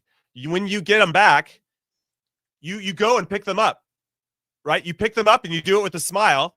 But what you tell the guy when you're picking him up with a smile is, next time I'm going to break your effing leg. That's the advice I got as a kid. Like I got indoctrinated into the dark arts of defending very early on. Yeah, that's another level to the dark arts. Right, that's another level. I got that. I got that as being friendly. I got that as a 14-year-old when I tried to rainbow an A-League player. They were the New Hampshire Phantoms. We were playing. I rainbowed him in the middle of the pitch. He just stuck his hand out. I was going to run around him. He stuck his hand out, grabbed me right here in the chest, and I was like, "Oh man!" And he goes, "You do that again, I'll break your leg." And I went, all right, okay. The good old New Hampshire Phantom days. I know if anybody's in there, you remember the New Hampshire Phantoms. This predates the New England Revolution. This was our pro soccer. So it was nobody wants to be shown up by young Chuck Davies. Hey, sure. I was watching Franklin Pierce soccer in Southern New Hampshire. Like that's all we had. And so I'm out there trying to play New Hampshire Phantoms. I'm like, oh, let me show I can be a pro. This guy said, you ever do that type of trick shit again, I'm gonna break your leg. Fair. So what happened? What happened the rest of the game? I was like, I can't let him show that he like affected me mentally, but I was like, I'm not doing any more tricks. No more step overs. Just I'll run, do my thing, try and stay away from the guy, and that was it. Yeah. No, that was the dark arts. Tones, there has to be some dark arts for goalkeepers, no? For sure. Well, on corner kicks. No, on corner kicks. That's where you got people, man. You can't do it anymore. It's too many. Is that when you're VAR. jumping with? Is that when you're jumping with the knee out? Is that the? No, Charlie. I wasn't. I didn't do that because I just thought like I can avoid you and you can avoid me. Like I never took cheap shots like that. But on corner kicks, there's so many. There's all grabbing and pushing going on, and I'd rake my foot over somebody's ankle, over the top of their like just on the first. You got a step. heavy leg too. I can just. Why you gotta say that. heavy? Jimmy, tell me I'm wrong. He got a heavy leg. That thing raking you with his studs. Were you one of those guys who sharpened your studs too to make them? I had the back ones were long, man. My back ones were the long ones. Yeah, I had to. Oof. Yeah. Big Tones had quadzillas, right? He didn't have normal quads. He had quadzillas. That was Big Tones. And he could ping a ball wherever he wanted. That sounds like I don't know if that's true either, but that sounds like better than he had heavy legs. Hey, thick, heavy leg. Thick. Anything else you want to say? Hey, you throw that on the grill and you're full for a week. Else? You know what I mean? No, for a month. You get a Meola leg. That thing a Meola leg will keep you full. You don't have to worry about that. You get a Meola leg with a Jeff Agu's calf, and you've got like the perfect. Oh, forget it. You're full. You're full for the year. You don't have to worry about it. Damn. Somebody asked who is the best at the dark arts for the U.S. men's national team. Pablo Mastroianni's got to be in there for me. Pablo is up there for sure. He is a master of the dark arts. That's a good question. You got to think about that one. I guess will probably have our own in each Carlos generation. Yamosa. Oh, that's a under the radar. Yeah, the silent assassin, man. That dude. Doing a really good job. Hey, what about Balboa? Oh, yeah. Marcelo was the push and tackle. He'd push the ball far enough when he wanted you, so you thought you got it, and boom, he tackled you. I love that. If he wanted you, he only needed the ball. He didn't do it without the ball. As soon as he got the ball, push and tackle. That's the dark arts. I got reverse dark arts. Dark arted. Dempsey wasn't a dark arts guy. No. Dempsey he was like a threatened guy, and then he'll elbow you kind of guy. Like he was. Yeah. There was nothing secretive. Like dark arts. There's artistry in the way that you're trying to negatively influence the game, whether it's the diving, whether it's the studs and the pinching or the raking or elbow, little punches. There are a lot of things you can do to like mask these infringements of the game. Clint didn't hide anything. There's no hiding. There was no artistry in it was. Yeah, he wasn't trying to hide anything. If he wanted to beat you up or talk his shit, he was just going to do it, right? Yeah. I remember the Argentina game in Copa America, Chuck in Venezuela, where we were down 3-0, and we finally got a corner kick. It was a struggle to get the opportunities that game. And when I went up there, because we were hoping to make something happen, or it's 3-1, excuse me, because Eddie Johnson had scored first. So it's 3-1 at that point. And Roberto Ayala was marking me, the center back, a famous Argentine center back. And when I start to make my run, that dude jumps up and I'm not even looking. And he jumps up and just crushes me in the ribs. And I was so, we're already kind of pissed because we're losing at this point. The game's not going the way that we want. And it's a long night, a long day at the office. And this guy just goes out of his way to just be a dick. And I was like, what the? So when they got a set piece, I got him back. And I crushed him as hard as I possibly could. Same thing. And on the way back, when he was running past me, he got his two fingers and eye gouged me on the way back. I thought I got him to even things out, and he still came back and eye gouged me. Bastard. You know what I was gonna say? Ben Olsen, master of the dark arts. That's another one that he knew how to get you. I feel like if you're not and you know you're not the best athlete out on the field, you got to have some dark arts. Otherwise, you're not going to survive. You're just not going to survive out there. You have to have a little something. Anyway, second half just started. Second half just started. Doesn't look like any changes, right? I don't see any just yet. So we're at 45-25. If anybody wants to match their Jimmy, time at home, what's up? Your statement is, if you're a little behind in the game, you resort to the dark arts. You have to have it. You have to level the playing field at some point, Chuck. Or you're done. Yeah. Yeah, that's not everybody can be the fastest and the strongest. Oh, no way. Oh, what a block. Oh my God. We're dodging. Did McKenzie make the block? I don't know. I have to wait and see it. But that's not a good start coming out of halftime. Miles Robinson got roasted. Sands, Freeman, Miles. What kind of defender was that from Freeman? Who slid over? It was McKenzie who had the block. Yeah. Okay. They're already laying the tackle and throwing the ball at us. This is going to be a chippy second half, and I love chippy games. I love the mentality of Australia. So, hey, it's time to step it up. No backing down. You got to go above, go over the top. Chuck, what was Chris Richards' comment yesterday about this type of game? Right? What did he say about playing pretty? No. He said we have to be hard asses sometimes. Basically, he said, "All right, don't give me the friendly. These aren't friendlies." I agree with Chris on this one. This feels like a guy just fell on top of him. That's a handball too, by the way. I mean, he's got his hip, so. See, this guy's in the dark arts right here. This D'Agostino guy. He is. He's little too, so he can dig in and have a little bit of a lower center of gravity. Oh man, this is not a good start to the second half. But this is what happens when you play a team like Australia in the World Cup. They try and get under your skin. They have to. They have to resort to the dark arts because they're not good enough, Chuck. And resort to this type of intensity and toughness and getting under your skin and all that stuff. Yeah, this is what is expected in games like this. All right, another test for us. What do we got in the comment section? What are the comments saying? This ref is horrible. Where's this ref from? Australian rules football. That's from Ivis. But everybody knows this is a great test. It is. We want some problem solvers. Well, we got to have some problems to solve. All right, good wall. So a couple good blocks here to start the half. Hey, that was a souvenir for a lucky fan. Nice shot. I'll talk my trash. Want to get chippy? All right. So first couple minutes shaky here in the second half.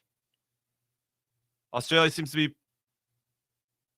applying some pressure. That's not a great ball. Oh my God, we're playing with fire right now.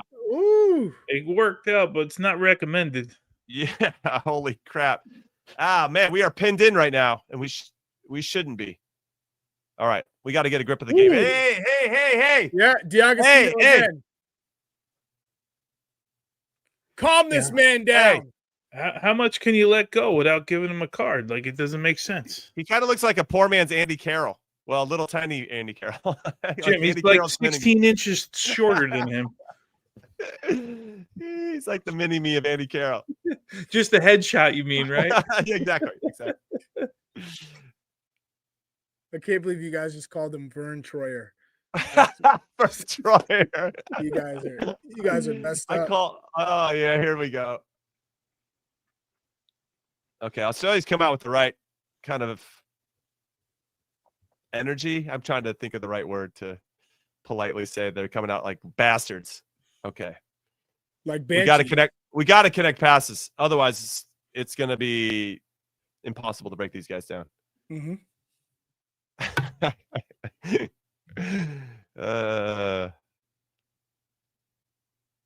That means we got to find our guys in the middle of the field. There, it's better. Just moving the ball around. That's a little sloppy pass there. Yeah, it's a little sloppy. Is that Sands? Yeah. Yeah. Yeah. And now because it pins you back against the team that's high pressing. That's an obvious trigger or cue for a team. If there's a pass that's a little bit off, they're gonna go. Ooh, okay. I like that early one. In behind. Go on. Come on, Haji, smash it. Go on, Haji. Oh, smash it. Woo! Yeah! Yes, sir. One chance on goal in the second half. What That a was ball from Roldan. Wasn't it Roldan? Roldan. The internet's going to blow is up cooking. with that pass. Roldan, baby. Internet crashing. Haji Wright with the breaks. Wow, everybody's sleeping. Roldan and heads up Haji play Wright on the same page. All right. I'm not going to lie now. Haji, that is an absolute finish. And what the a run, ball. the run right here, I thought he could have hit it low far post, but he cuts to his weaker left and curls it like that. Oh. Yeah, that is honestly, that's a striker. Finish. That's a striker. That's what a striker looks like that's in form. Oh, he broke that defender's ankles. Oh, wow. What a finish. I feel like Matty Ryan should have that done guy, Timber. Timber. Big Mo, baby. Big Mo. Woo! Wow. That's our only I think that's the only time we got past the halfway line so far in the second half. And we turned it into a goal. How about those two guys on the same page, man? The 20 guys sleeping in the game, and those two guys were on the same page. That's right. Roldan and Haji Wright. 2 goals, 2 assists. Combination, baby. Hold on. God. Damn. Hot. He's on fire. Oh, here we go. They're cooking there right we now. go. Good hold-up play. All right, hold them in. Hold them in. Let's make them play under some pressure. That's a cheeky. Yep. Stand tall, Weston. Yep. Hey, I'm excited for these next 38 minutes. There's going to be some tackles flying around. Sometimes friendlies don't ever match this level of emotion. I'm here for it. Here we go. Let's play out of it. Yeah. We got to combine. Dude needs some help.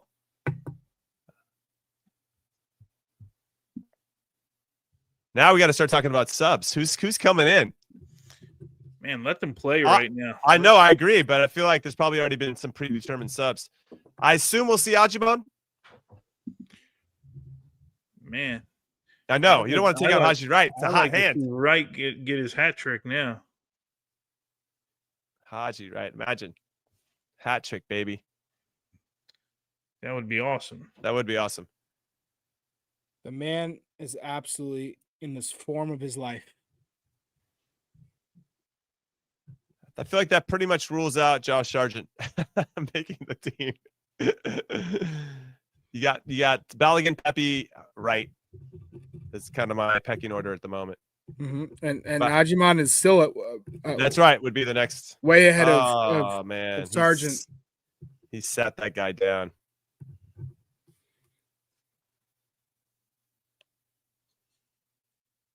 I'm excited for Haji. He needed a game like this, man. He didn't get that opportunity in the Gold Cup, right? Because he was hurt. So. What a class finish. Yeah. Both of his finishes have been excellent. All right, Haji throwing. That's what we need a little bit too. The striker gives a little extra. That's that championship right there. The champ. We know your favorite league, Chuck. Yep. Oh, Chuck.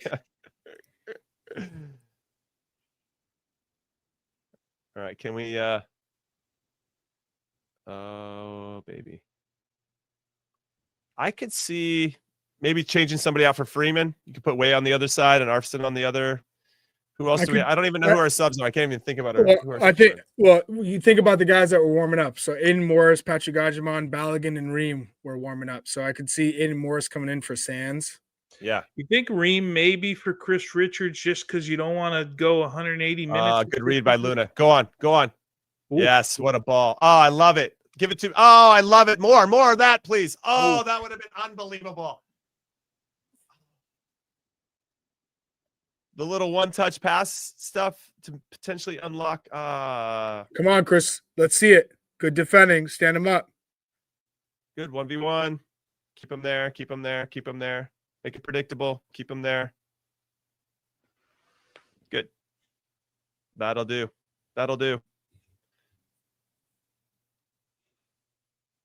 Woo. Let's go find another one. Just kill this game off. Oh, God damn it. This boss guy's pretty good. Yeah, he is. Yeah.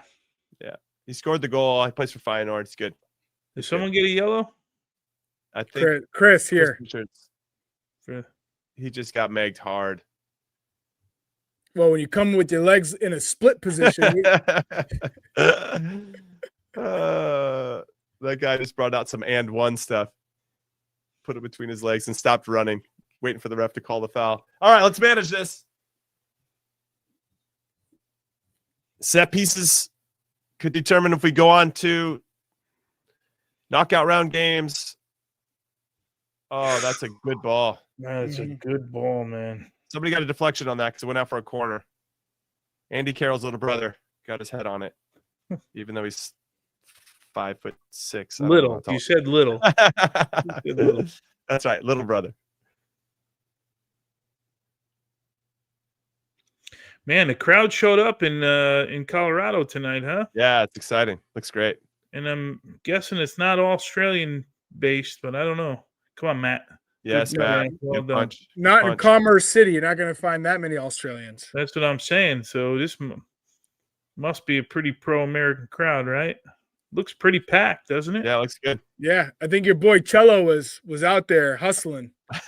Selling tickets. Yeah, Cello was out there Hey, selling you don't buy a ticket, I'm gonna tackle you. tickets.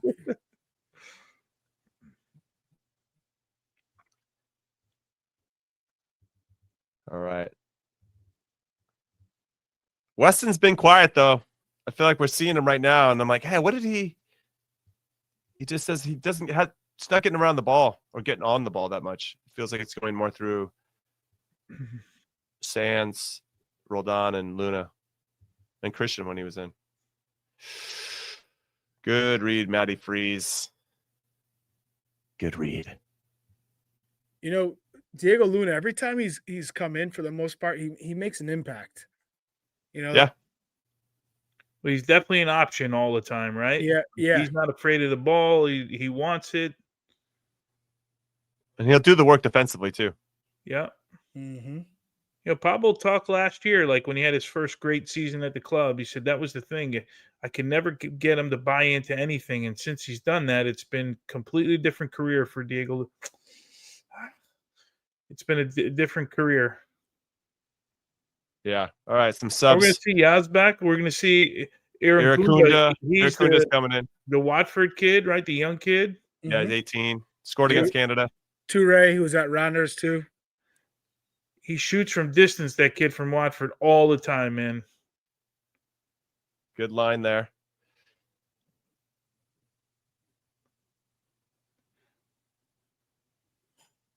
All right, 32 minutes gone in this one. Nice start to the second half, because that first half of the first half was rough. Yeah. I like Yazbek, man.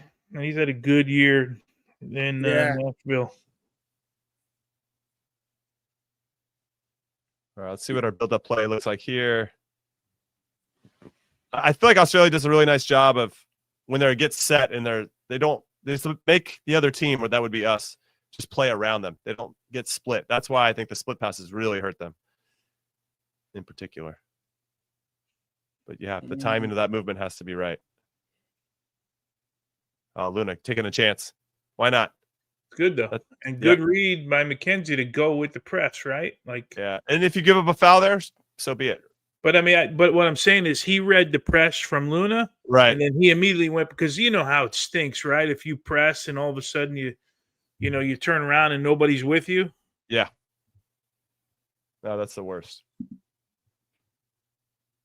I like these uniforms, by the way. I'm digging that little side piece on the Australia kit. Look clean. I like the collars, the color of the collars, and yeah, it looks clean.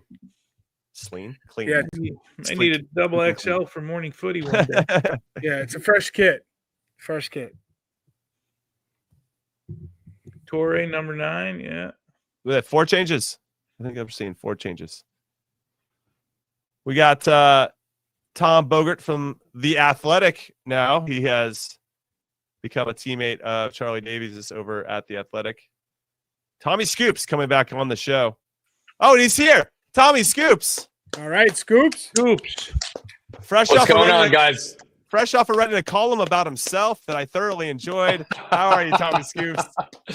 I'm good. Listen, I just need to take every writing lesson from the great laureate, Charlie Davies, that I'm now teammates with. So, Charlie, whenever you've got a few minutes to give me some pointers on prose, I need it.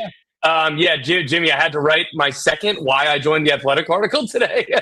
I think I used up all my best material in the first one, so I'm glad that you enjoyed it. Yeah. Well, what we call it Chuck GBT. So if you really need him for stuff, let me know. That's his new nickname, Chuck GBT. Scoops, we haven't been able to check the internet, but has it blown up with Christian Roldan getting 2 assists in this game? Has it completely melted? All I saw at first was still blaming him solely for the goal conceded, which he didn't cover himself in glory, but I think he was one of, 4 different players that could have done better. And it got pretty quiet outside of MLS circles about the first assist. And again, I think that you can't deny after that second one. Yeah.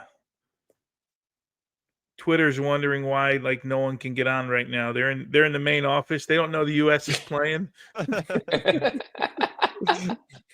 They're like, who's this Roldan guy? Yeah. So, Scoops, what have you seen here for 60 minutes? Your thoughts overall?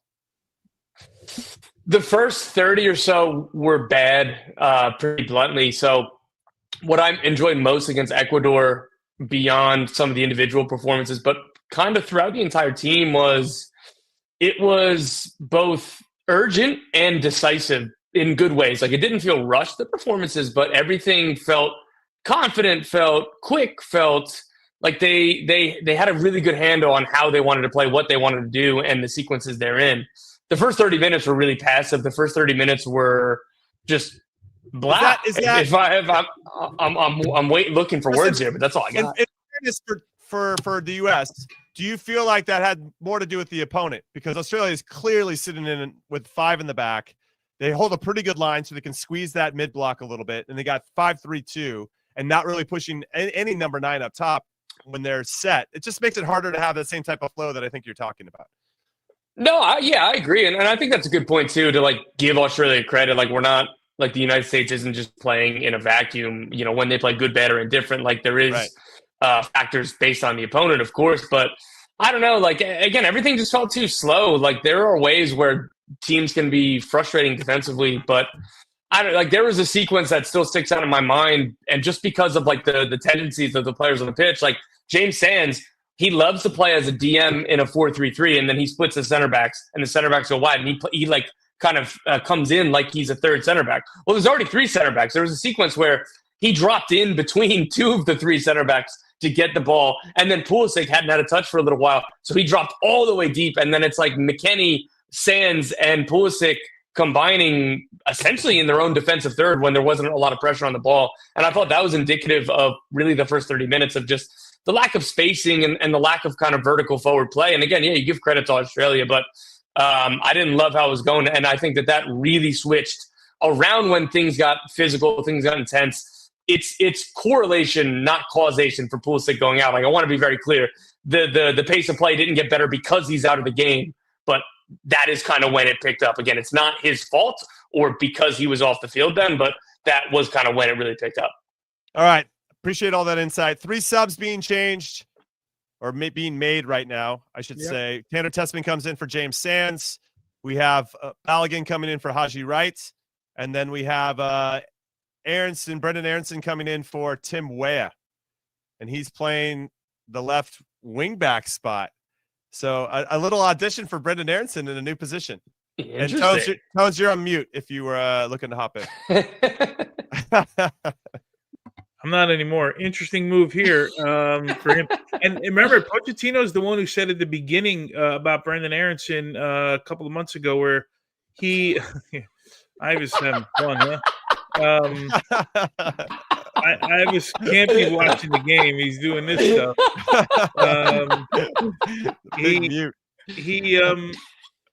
He said, he plays too many positions, over the years. He's got to find his position. Now he's playing in another position. So, but I guess at this point, who else is Scoops, they didn't give us the bench until like we didn't know the bench until like 15 minutes into the game. Do we? I don't even know if we know the bench, to be honest. No, because they still have Tillman on there. That he's not available. Correct. So they just put everyone.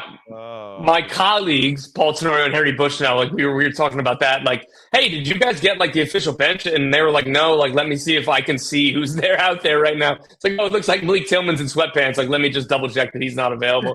Yeah, I don't really understand. Like, I went to like the official U.S. national team site, and it didn't show a bench. They didn't tweet out or make it official. I don't really understand the reason why to not do that, but hey, it is what it is. Most of the times they're hiding the starting lineup tonight. They're like, no, we're going to hide the bench from you. You're not getting the bench. Yeah, it's a trip. All right, so we got 25 minutes. U.S. has the lead, 2-1. Haji Wright with 2 goals. Christian Roldan with 2 assists. And it looks like Weston is dropping a little bit deeper next to Tessman, which is what we wanted to see. Yes. So where's Roldan? Is Roldan in the left back position now? I think he is. In this particular instance, maybe Weston's still That'll playing a little bit up high. Arrington up higher. Yeah. All right, let's see how we manage this with a couple changes. Obviously, Australia's made some changes too. Get a little bit stronger. But I don't know. I feel like not there. Weston a little deeper, though. I feel like we just jinxed him. Gave the ball away in a bad spot. Whew. So what do you Haji Wright impressions? Tommy Scoops, obviously 2 good finishes, 2 opportunistic finishes. What did you think he did? Let's leave that aside if you can. Where do you feel like he in the other facets of the game?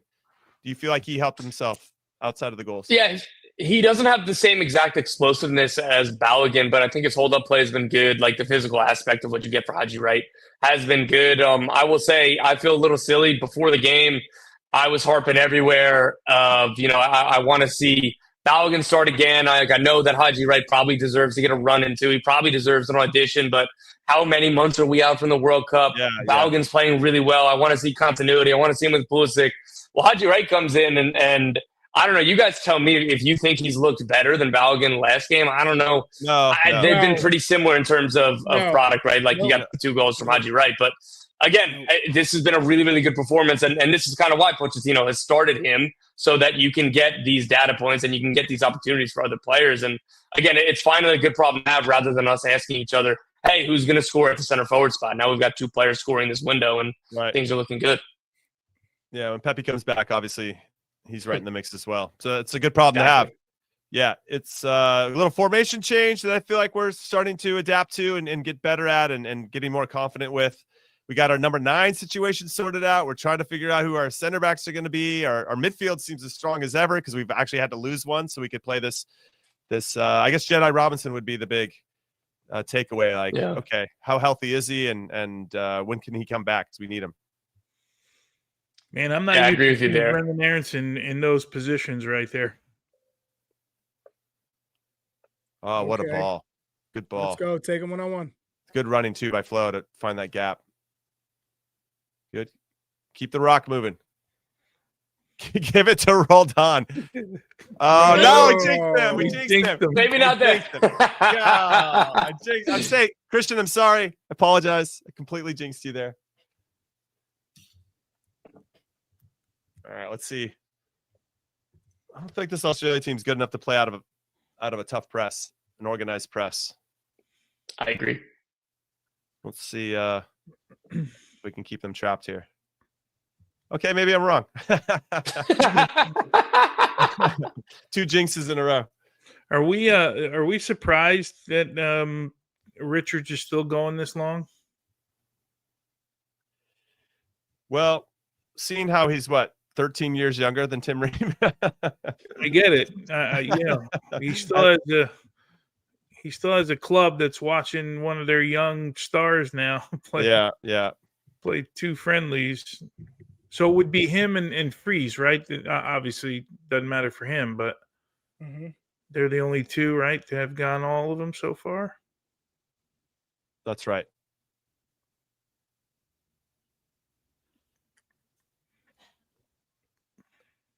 this ref is fun. I'm gonna say that he's fun, a little unpredictable. So Tommy Bogert, back at the Athletic, what's your main focus now? Getting back into the team. What do they have you? Obviously, the World Cup, I assume, is number one. Yeah, that's a big focus and a big driving point for me. That's why I'm glad to be back and be kind of focusing on the World Cup with the national team. But obviously, you know what you're going to get from me in terms of breaking news, MLS, USMNT, all that. We'll see. We'll see what else I can cook up here as we get to the playoffs and the offseason. I love it. Yeah, congrats, Scoops. That's great, man. Big time. Thank you, guys. It means the world. You get to work with Charlie. You do. And hopefully some generative AI in the future. That would be amazing. That's okay.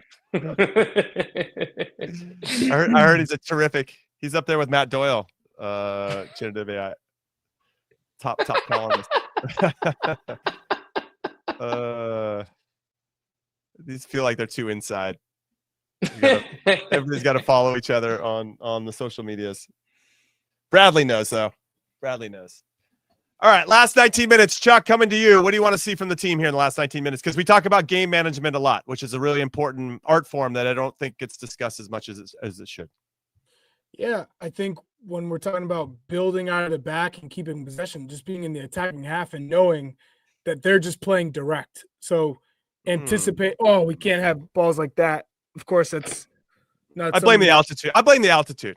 It's not something we traditionally see, but I'd say more importantly, just having cover, because at this stage of the game, there is no reason why Australia should have counterattacks or get into space unimpeded. So I just think this is a relatively easy game to see it out.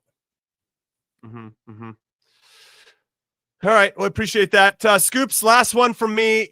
How promising is this for you, knowing that we can have this type of success and look this fluid, I would say, going forward without Christian Pulisic really being involved in the last two games?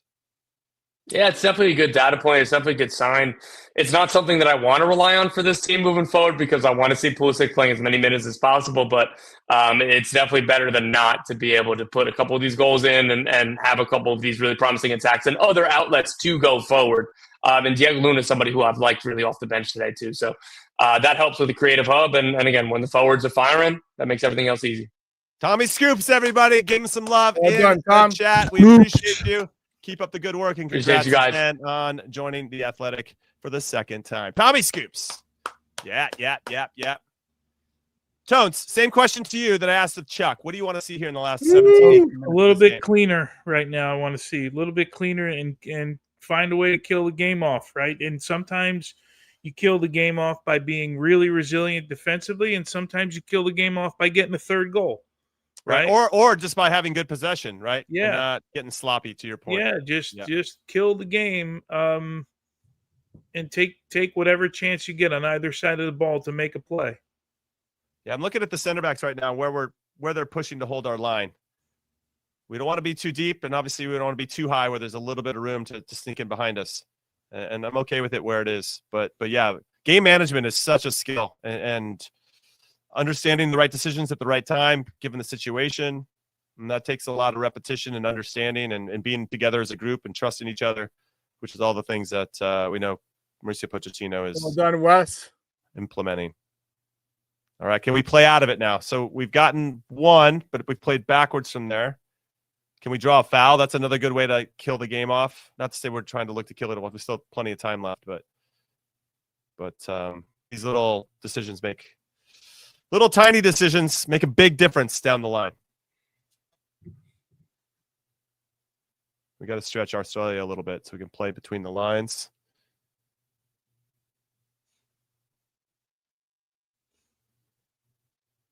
All right, I forgot to do this earlier in the show. Where's everybody watching from? Let us know in the chat which part of the country or world are you watching this with us. We appreciate your support as always. Glosso America YouTube channel and just the Call It What You Want show in general. Drop it in the chat right now so we can shout you out. We got Austin, Bradley, New York, Robert, Yeah, Anthony Vega's right. He said, "Someone get me a Coke." I need coffee. we got Coke. hey, Gio's in Boston. Oh, you got Boston. Let's go. Durham, SFA. Gordo knows. What's up, Gordo? I'm gonna go to the Quakes Josh, game on the Saturday. Gordo. Chico. I'm gonna I talked to Bruce Arena today. I'm gonna go to training tomorrow. Oh Go yeah, down to see the Quakes. Yeah. They have an outside chance, right? Yeah, they still have an outside chance to get in. They need talking about 5% chance to Who get do in? they play, Jimmy? They play Austin at home this weekend on Saturday. Okay. Yeah. But Wow. they need to win, and they need 2 teams to lose. Is that what it is? Yeah, they need FC Dallas and I thought one of those 2 teams. So who's Mars coming for? Roldan? Yep. let me take a look. So it looks like Arrington's moving up the Roldan. FC Dallas and Salt Lake. Yeah. So FC Dallas has 41 points. Salt Lake has 40. Rapids have 40. And the Quakes have 38. So they need some help. But it's not outside the realm of possibility. Yes. So Arston comes in for Weston McKinney.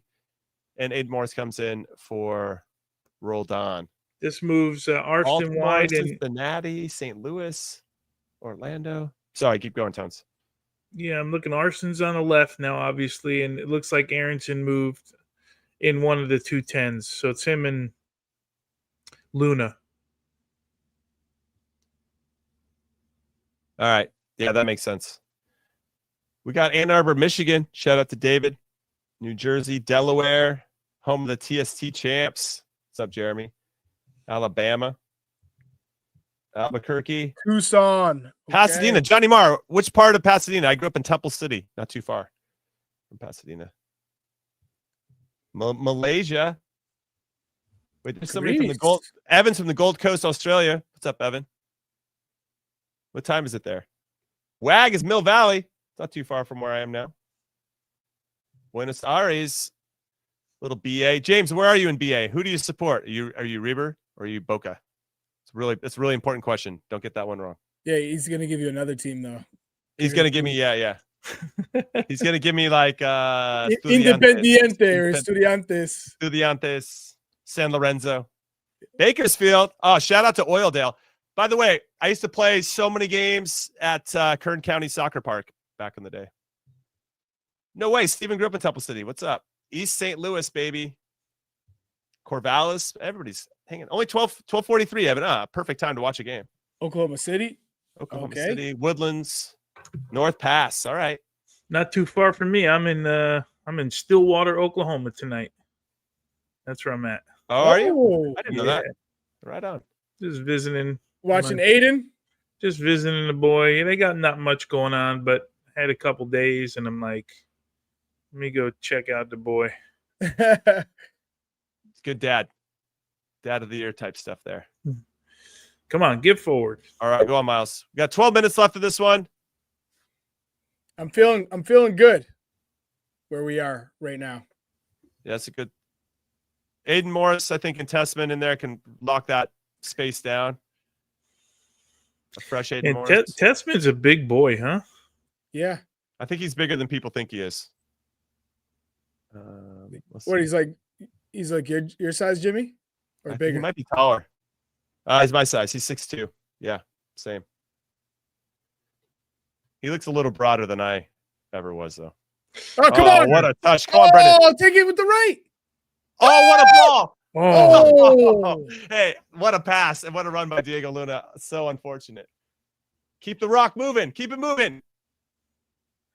Yeah, Man, I feel like we're in a good ball spot. Brendan played, huh? Yeah, vision. Good turn, too. Maybe he should have shot, though. He should have taken it right. I think from that angle, take the shot the right. Who's doing the cheeky scoop-a-loops over there? Is that Arson? Arson's in there doing the ice cream scoops. All right, let's see this again. All right. Okay, so you have Freeman into Miles to Diego. Nice what turn. a touch. Oh. He didn't really have the angle, to be honest, but what a pass this is. Oh. Maybe good running by Diego. Oh, he could have maybe lifted it, huh? Got a little scoopy scoop.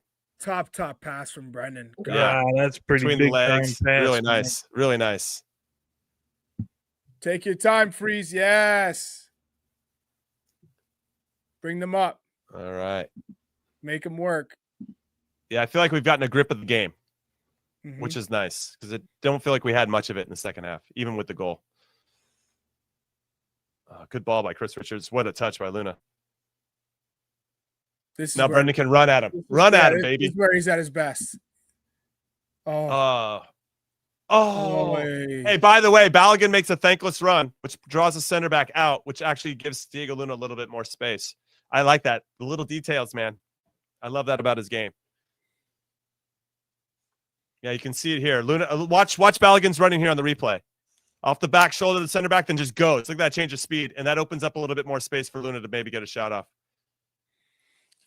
He was also there for that. Oh, just crunched that dude. I hope everybody's okay. I don't like those types of head injuries in particular. Bo's kid, he's a pretty good player, man. Yeah. If I got Australia in our group, I'd be like, like that. They're going to be a tough out, I think. Ooh. Yeah. Good look head to head there, though. But you're at home in a World Cup, and you got to win that game for sure. That would be one in your group. I'd rather play Australia than Ecuador. I'll say that. Would you rather play Australia over Iran or Wales? They're kind of in the same. Probably. Bucket. Yeah, I'd rather play Australia. I'm not seeing. They just don't have like a number 9, nobody that's really like that threatening for them. Mm-hmm. What? Good question from Mel. What pot will Australia be in? If we had to guess, producers, you can jump in and help us as well. Did they win? How did their qualifying go? They got second to Japan. So I can't see Japan being. They won't be a pot 1 team. No, maybe they not even a pot 2. No, they'll be a pot 3, I think. Yeah, Evans Australian. We're gonna lean on him. Pot 3, he says, maybe 2. I'd say pot 3. Yeah, probably pot 3. And in that case, the U.S. could very well get Australia in this World Cup. So as a pot 1 team, I'm trying to think who are going to be the most difficult pot 2 teams right now. Looks like Italy's going to be a pot 4 team, huh? Yep, it looks like. Well, they hope. Right. Yeah, they hope. Yes, the World Cup's going to be 12 groups of 4. That's correct. The top 2 teams advance, and then you have the next 8 best third place teams. To get into the rest. You have an extra round now, everybody, in case you didn't know, or as a reminder, round of 32. So you go 48 to 32 to 16 quarterfinals, semifinal, final. So now it's 7 games to win a World Cup instead of 6 or 8. Wait, and Paraguay is going to be a pot 4 team. Did you go 16? No, 8 games to win a World Cup instead of 7. Hey, what's Brazil going to be? A pot 3? They finished 5th. I don't know. So you have 8 games to win the World Cup. I think they might be a pot 3 team. It's like is it a 48-day tournament? Yeah. Imagine catching Brazil in pot 3. That'd be brutal.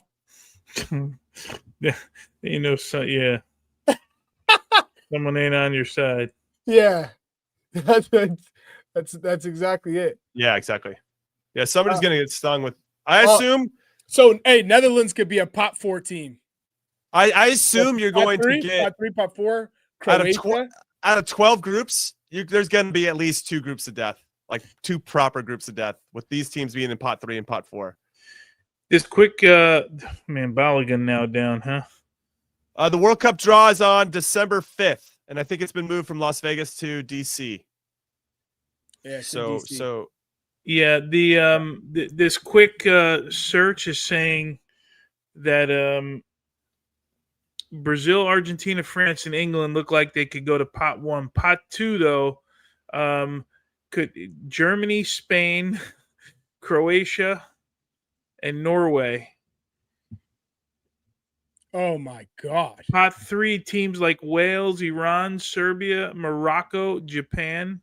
Morocco and Japan in pot 3? Yeah. Dang, dude. Those are two teams you want to avoid. Right, I'll tell you right now, if you're the U.S. and you got to see Brazil in pot 2, Italy pot 2, and then like a Morocco or Japan. I'll take Italy. Hell no, you wouldn't. Yeah, I would. In a World Cup? Look at Tones. Tones knows No, Italy's you wouldn't. not good. I don't know, Jim. No, you would not take that. I just sent that over to you. I don't know, Jim. I know. I mean, I wouldn't go like if there was other teams. I wouldn't go. Yeah, just give me Italy. You know, like No, I know. in the No, World they're Cup. beasts when the World Cup starts. Yeah, It's qualified for World Cup. it's a beatable team though. I mean, but of all the pot 2 options, they could be. If they do get to the World Cup, it would have been like running the end of the table in the qualification and then going through, I think 2 rounds, right, of the playoffs. So you're talking about a team that's feeling good about themselves, right? Yeah. I'll tell you right now, if you're catching Egypt, Norway, Paraguay, Yeah, those are pot 3, like, oh damn, you're cursed. Pot 2, yeah. Morocco, Germany, Colombia, Uruguay, Switzerland, Senegal, Japan. If you get Austria, South Korea, Iran, like we even saw South Korea, but out of what you can get, you'll take that all day. Yeah. And that's a tough ass pot 2. Pot 4, they're talking Italy, Ghana, even Cape Verde. I'm not trying to play Cape Verde. Turkey. Oof. There's some tough teams. No thanks. Yeah, the 48, when it expanded to 48 and you started giving, more teams to obviously CONCACAF, and those aren't easy games either, as we know. But then you start to open it up to give Europe a couple more teams, Africa a couple more teams, Asia a couple more, and all of a sudden, like, those teams aren't bad teams. Just the qualification process didn't allow them to get through. But now, so I think the 48 team, I think the quality has still remained pretty high. I just wonder who FIFA is going to give preferential treatment to, because there's always a host nation that gets some home cooking. Like who's going to get the minnows, as it were, Cape Verde in particular. Who's getting Cape Verde? I don't know. Are you asking or are you inferring? I'm just throwing it out there. Yeah, go ahead. Yeah. If you play in Boston, there's a huge Cape Verdean population in Boston. By the way, as we speak, Suriname is beating Panama and are currently ahead of that group to qualify for the World Cup. Wow. That's incredible. What a story. We're going to get cool stories like that too. Yeah. What a story that would be for Suriname. Somebody said, watch us pull Panama. That would suck, but they won't put 2 CONCACAF teams in the same group. Nope. Yeah, we can't. Yeah, we can't get them. That's why I told you. It's the extra teams don't help the U.S., don't help CONCACAF teams, because they're all looking at teams like Suriname, and they're saying, okay, those are the extra team type of teams, but we can't play any of them. Right. You're gonna get in Italy or Sweden if they win that playoff. Who just fired their coach, I think, today, right? No, Sweden. they're not gonna make it. I don't think Sweden's gonna make it. I love that they hired a Danish manager. Well, it's between them and Italy. They're gonna be the playoff. Oh no. no. Oh, okay. Wow, good chance there for Australia in the dying embers of this game. See, that's where you can't that's the whole closing out. Okay, they didn't give up a goal, but that's where you got to close the game out, right? Mm-hmm. Yeah, exactly right. Yeah, Sweden did earn a playoff spot via their Nations League performance, so they still have a chance. I think they're the most numerically. They're the most highest percentage of possibility for Italy to play. Yeah, that's a tough pull too. Well, they lost to them already in the playoffs, and what? 22? All right, Arrington. Come on, Brendan. Come on, buddy. Corner. Kill some time here. Let's kill some time. All right. Make sure you join us for our post-game show after the live watch-along. We'll get into it. We'll break it all down. We'll hash it out as we do. 4 minutos. 4 minutos. Tiro de esquina de Diego Luna en este momento. Here we go. Not much. Little flick to the back post. And Tessman gets to it first. Can we kill this game off? Keep it moving. Keep it moving. Yep. Okay. I like it. Connecting that next pass is going to be key. Nice And what a ball. ball. Is that from Tessman? Oh, Finish it. Oh, Aiden Morris. Oh, man. That would have been the cherry on top. What a ball from Tessman, though. Whoa. I love it. Our 2 6s combining for essentially a break, not a breakaway, but he wanted to wrap his foot around it to go back near post. He didn't even have to do that. yeah. Got to go out there and he's got to come to the Charlie Davies Good striker ball by camp. McKenzie again, huh? Yeah. Break it up here, Mark. Yeah. Let's see. I want to see a replay of that. Whew, that was a little dangerous. Look, they're not even pressing Freeze. Good. Just stay on the ball. Yeah. Freeze is doing the right thing. I'm not sure why Irakunda didn't just keep going and run at him.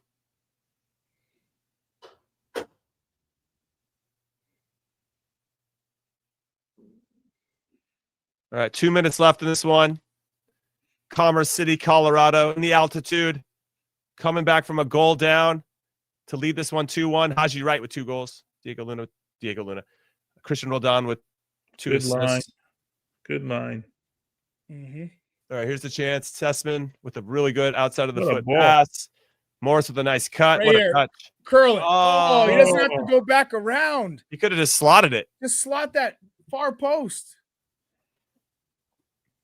Getting a look at Richard's reaction, but a great opportunity there to kill the game off. Put the ball in the old onion bag. All right. Nice try. All right, got to kill the game off here. 1.5 minutes. Who's the man of the match? Let us know in the comments right now, in the chat. Who's your man of the match in this game against the Socceroos? It's got to be Haji with 2 goals. You didn't even have Haji in your top 3 after the first half. I did, but when you go with 2, it's a different story. Oh man, for me, it's between Haji and Roldan For sure, but did Roldan have a more complete game? Yes, I think so. But he also was involved with the throw-in yeah. goal that we gave up. So there's a little bit. I mean, we're talking 2 goals and the game winner. When you throw all that in, you got to give the striker the man of the match. You know how it goes. Sure, spoken as a resident striker. Just speaking facts. I love this photo. Hopefully everybody can see it. Oh, no. We got Roldandinho and Haji El Fenomeno. Fenomeno. Chuck, your thoughts on Balogun since coming on? He's made good runs. It just hasn't really been all that involved. Hasn't got on the ball as much. But as a substitute, you come in and just try and make runs, try and make a difference. Yeah, kind of like Haji against Ecuador. Is that the game? Game's over. It's Well done. They got the win. It's fine. 2-1 win. Got the result and the bounce back in the second half. Bounce back. Good. We're giving up the first goal in the last 2 games. That's not so great. But we fought back in both of them. And now we've got a nice little unbeaten streak. 2 wins and a draw in our last 3 against some very good opponents. Japan win, Ecuador draw, and now win against Australia. And that is exciting. The back 3, baby. We've been asking for it, and it's been unleashed. And now we're getting results and feeling good about it, and that's awesome. All right, we're going to take a quick break. When we come back, we'll get into our post-game show. So keep it right here.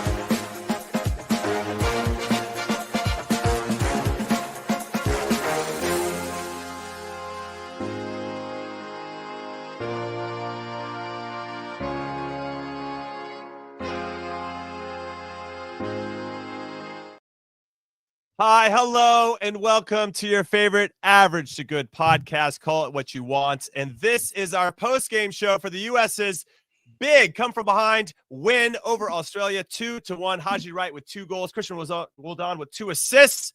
And I'm Jimmy Conrad, and I'm here with Charlie Davies and Tony Meola. We are on the Golazo Network. We are on Golazo America YouTube channel. We're on your podcast platform of choice. We're all making it happen, and we're excited. Let's get into our immediate match reactions. And Chuck, I'm coming to you first. How are you feeling about that game? Let's say you gave it a grade out of 10. We know the Big Tones loves grades, and this is more of a rating than a grade. But out of 10, what would you rate that performance? Knowing that we went down a goal, Chuck, not to influence your answer at all, but that we went down a goal, we found a way to come back and win. No, I can see where you're coming from. You're trying to throw a massive positive spin on the game.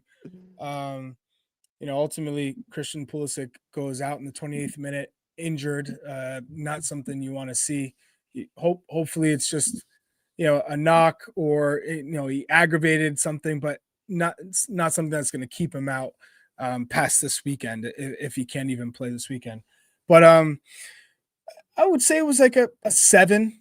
Okay. On a scale of a game. It wasn't a pretty game by any means. I thought Ecuador had many more positives within the match. I see what you're saying. Than this one. Yeah. But Roldan stood out. Haji Wright stood out. Those are 2 players that needed a big performance, I'd say, given the opportunity to start in this one, and they showed that they're going to be involved. I fully expect them to be in the World Cup camp. Now it's, what does that mean going forward? How many more opportunities they get? Again, there's only 6 more matches at max that the U.S. can have before the World Cup kicks off. But I think what we saw from Roldan is someone who is willing to do the dirty work, is willing to provide cover and do the extra running, but also he's got quality. And someone that's very unselfish, and I think he's one of those guys you want on the team, whether he's getting minutes or not. He adds value. And then Haji Wright, for me, as a striker, we talked about his form in the championship. You're waiting for your chance. Feels like injuries have kind of slowed him down when he's been on the precipice of getting that opportunity or that run a game. And the start, I think many people didn't really anticipate him getting the start. He starts and he takes care of business. I absolutely loved what we saw from him in terms of his finishing, his runs. Is he the most clean at times? No. But I think if you're telling me my guy can stretch back lines and score goals, giving those opportunities, that's all you need. If you can have that type of player, someone's a little bit more different than your Balogun profile, fantastic.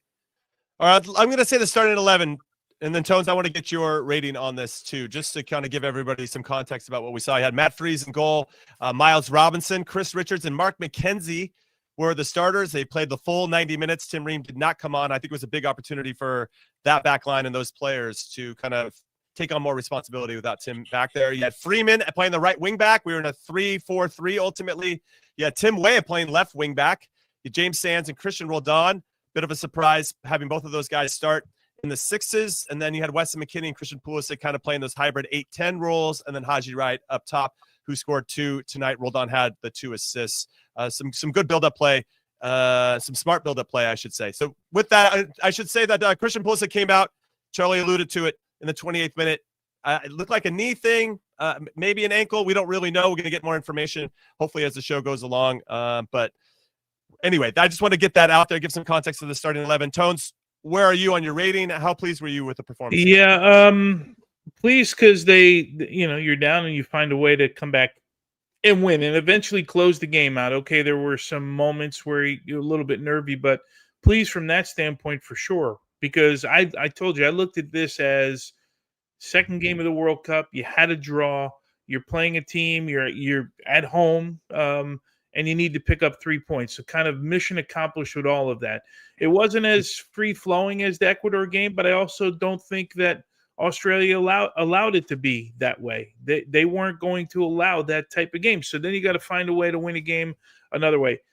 I'll just add to what Charlie said. He hit the same guys I was going to hit with Roldan and Wright. I'll add Timothy Weah in there.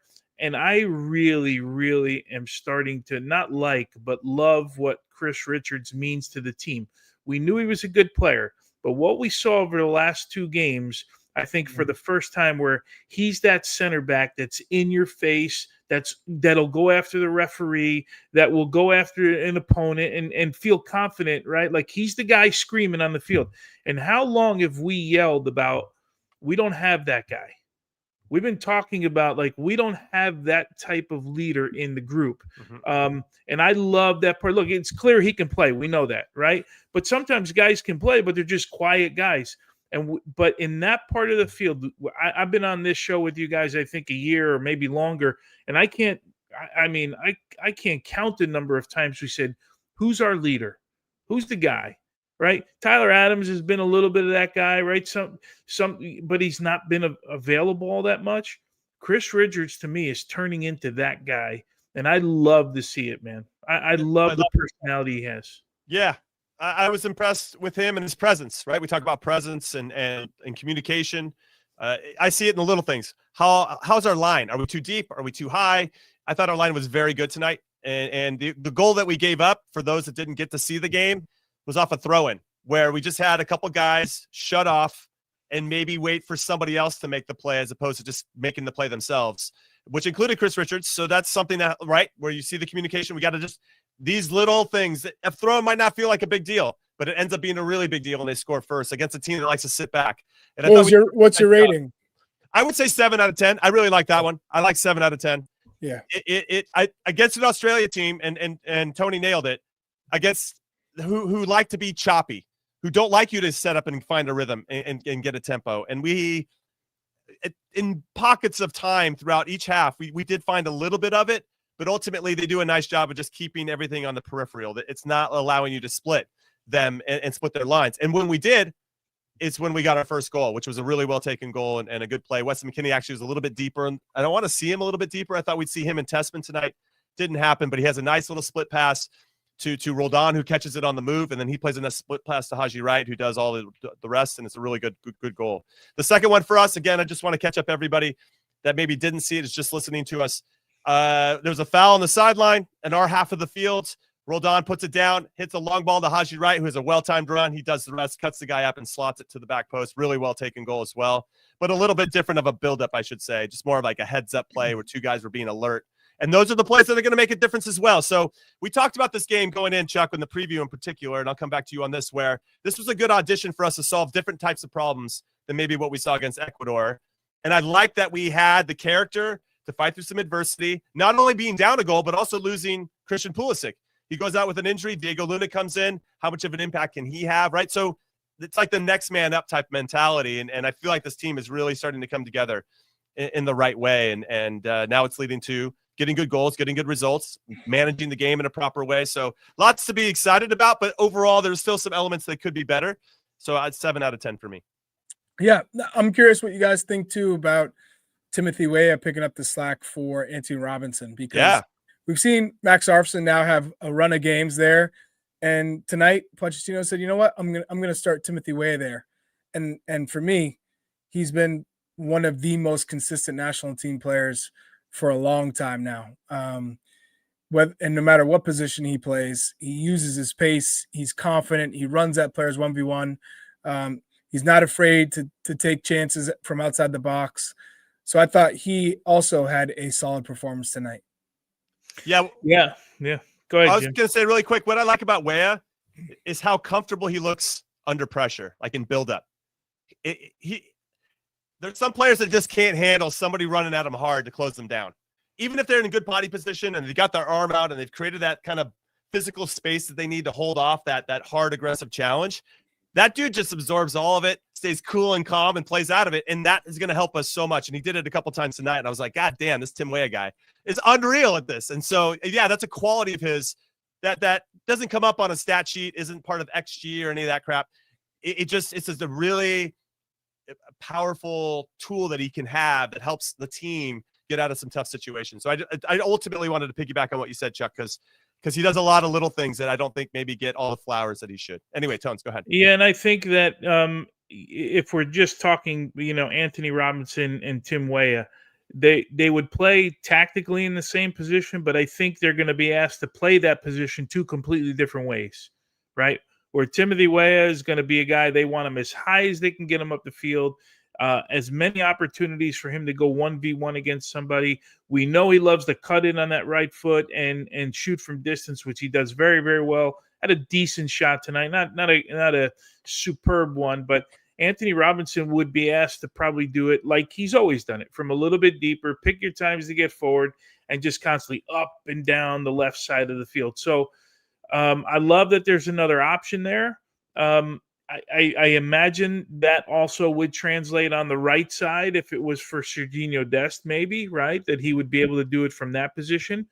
If you're Pochettino, you're like, this is great. I mean, I got another guy that can do another thing. We all knew, but we wanted to see him do it. So yeah, from that standpoint, I love what I saw from him tonight. But I think, Chuck, you're absolutely right. We kind of missed this over the last 2 years. He has been the most consistent guy. Like the guy, like if you added up, if there was some system to score it all, he would be the guy. And I think that's not making it up. I mean, he's been really, really good for a long period of time. So a question I want to ask, and Chuck, will come to you first on this. Do you feel like Christian Pulisic should have been risked for this game? I mean, it's easy to say now in hindsight because he might have tweaked a knee or whatever. We'll hopefully get more information before the show's over. But he was targeted. There was two really hard tackles. The problem is when is he not going to be targeted? No, I get it. I just so I don't even want to enter that conversation because we all know if you get called in and you can train and you can play, you're not going there to watch. And it's bad enough if I'm going and you're saying we're not using you the first game. I would be bold. I'd say I want to play against Ecuador. I'm coming in this window because I want to get tested against one of the best teams in South America, if not the world, especially defensively. And then you say, okay, now I'm going to Colorado. I want to play against Australia. And he's never been someone that's like, oh, I care about the records. I want to, be have the most goals when it's all said and done and assists. And he just wants to play. And so he should play. If he's healthy, no, we're not in the business of, and we want to protect our guys to the World Cup and not have them play. So for me, it's just unfortunate because that's what you're going to get in the World Cup too. He's going to be targeted. He's the guy that everyone's talking about in Serie A. He's Captain America. He's the guy who's going to be creating and he's got the most quality in the attacking third. So it's just unfortunate that he had to come out in the 28th minute. But with that being said, Pochettino has instilled this next man up mentality that if guys are out, like Max Arfson, does he really think he's going to play over Anthony Robinson when he's healthy? No, but all he can do is control the minutes he gets and the opportunities he gets and just keep trying to build and try and be as solid as he can and grow as much as he can with the opportunities he gets. Diego Luna, every time he comes in, the guy gives a heart. Every single time. Is he better than Christian Pulisic on left? No, he's not going to ever play over Christian.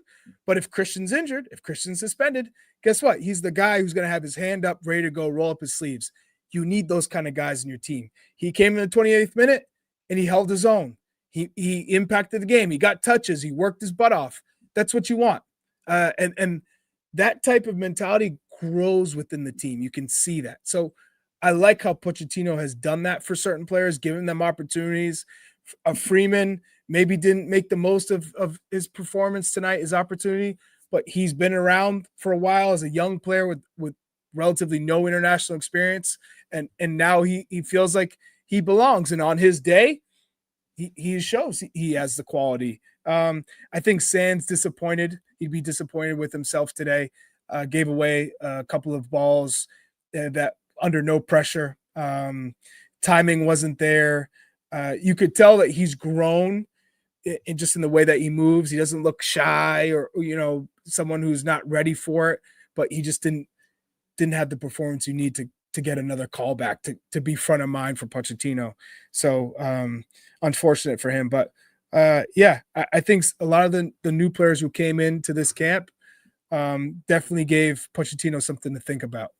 Yeah, with regard to James Sands, at least he got the opportunity, right? I mean, as a player, that's all you really want at the end of the day. You want to maximize that opportunity, but and I don't know if he did. I agree with you. Clearly, you can see that he's evolved in his game, but maybe it wasn't enough tonight to get him to come back in. Because just as a reminder, we only have a November window with 2 more games. We have a January camp, which won't involve everybody. That'll be another 2 more games. And then 2 more games in March. And then the World Cup team needs to be named. So I don't know. Using James Sands as an example, I don't know if he'll be called back when we have just limited minutes at that point, limited opportunities. Let me just throw this wrinkle in there. And I agree with you. Like, if you're just going to judge, hey, this time, do you bring him back in November? Probably not. But let's assume for a minute he goes back to his club and continues to play the way he does. Yeah. And the coaching staff says, you know what? We brought him in for one camp. It's hard, right, to integrate yourself in one camp. Then I start him. But I haven't seen enough, right? Because how do I judge him? How do I judge a guy in one game after he's playing that well? I'm just playing devil's advocate, right? Yeah. So if you it's situational. Yeah, I think it's just situational. Yeah, but you're right. If you're going to judge it on tonight, no, he wasn't great tonight, But the good thing is he earned his way into this camp, right? He's been lights out at his club since the minute he got there, right? And they love him there. So I could see if they brought him in, but like I said during the game, he's coming into what now has become one of the hardest positions on the field to get into. So much so that we're probably seeing Weston McKennie moved out of that position because there's so much depth at that position right now. Yeah. So that's the hard part for him. I want to go back to the Pulisic thing for a minute because I sit with Chuck. Like, if you come and you're like, I saw one of the comments. I didn't have my glasses, but I did see that it said at the bottom there, if he's got a knock, he shouldn't be. At what point do you get risk? Like, what's the risk? You all played. What percentage of games in your life were you 100% where you didn't feel anything? Like, what percentage were you at? I'm going to say maybe 10%, and I was in my early 20s, maybe. Right? You know what I mean? Like, at some point, everybody plays hurt. You got something going on, and he's going to get kicked. He's the guy. Like, if I'm managing against him, I say, well, Pulisic's the guy you got to give a shot to at some point early in the game. This referee let it go on a little bit longer, so they took advantage of it. I don't know, where do you protect them? Is the club coach saying is Allegri saying in April, I'm going to protect Christian because he's got to go to a World Cup in June? No. And someone will say, oh, well, Milan's paying his salary. Yeah, we get that part. I understand but we have international football too. Yeah, this is also called insurance. So, like, if he got injured on international duty, the insurance and where he can't play for a certain amount of time, insurance pays. So Milan wouldn't have to pay anything. So, don't even worry about how much money he's getting paid from his club. Ultimately, it's you're coming in to play. Everyone's trying to play. You're not being rested. Every opportunity is a chance to get better, to make a difference. Christian Pulisic wants to lead by example and continue to show, hey, I'm the guy, and develop relationships on the pitch. So to have the idea of just coming to a camp to sit and watch, no. And after the summer, you have to give like one of those Luna moments, if you will, right? Because Luna, his whole thing, not his whole thing, but his story kind of evolved with you break your nose. And I'm like, no, coach, I'm not coming out of the game, and that came when Christian was there. Christian's been incredible in this start of the season, both club and country.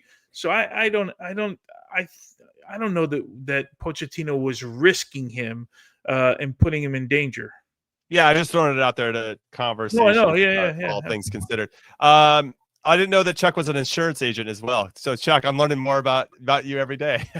Hey, I had to go through it. It's personal experience here, And when you own as many properties and boats and cars as you do, you got to know all your insurance stuff. All right, we're going to take our first break and call it what you want. When we come back, we'll get into some of the takeaways that we've gotten from this window overall. So don't go anywhere. This is European soccer's biggest stage. Written in the stars! What a difference she has made! The question is, can you handle it? Can you handle it? The crowd here feels electric. Stream every match of the UEFA Women's Champions League on Paramount+. Okay, welcome back into your bi-weekly, tri-weekly dose of average to goodness. Call it what you want. I'm Jimmy Conrad alongside Charlie Davies and Tony Meola.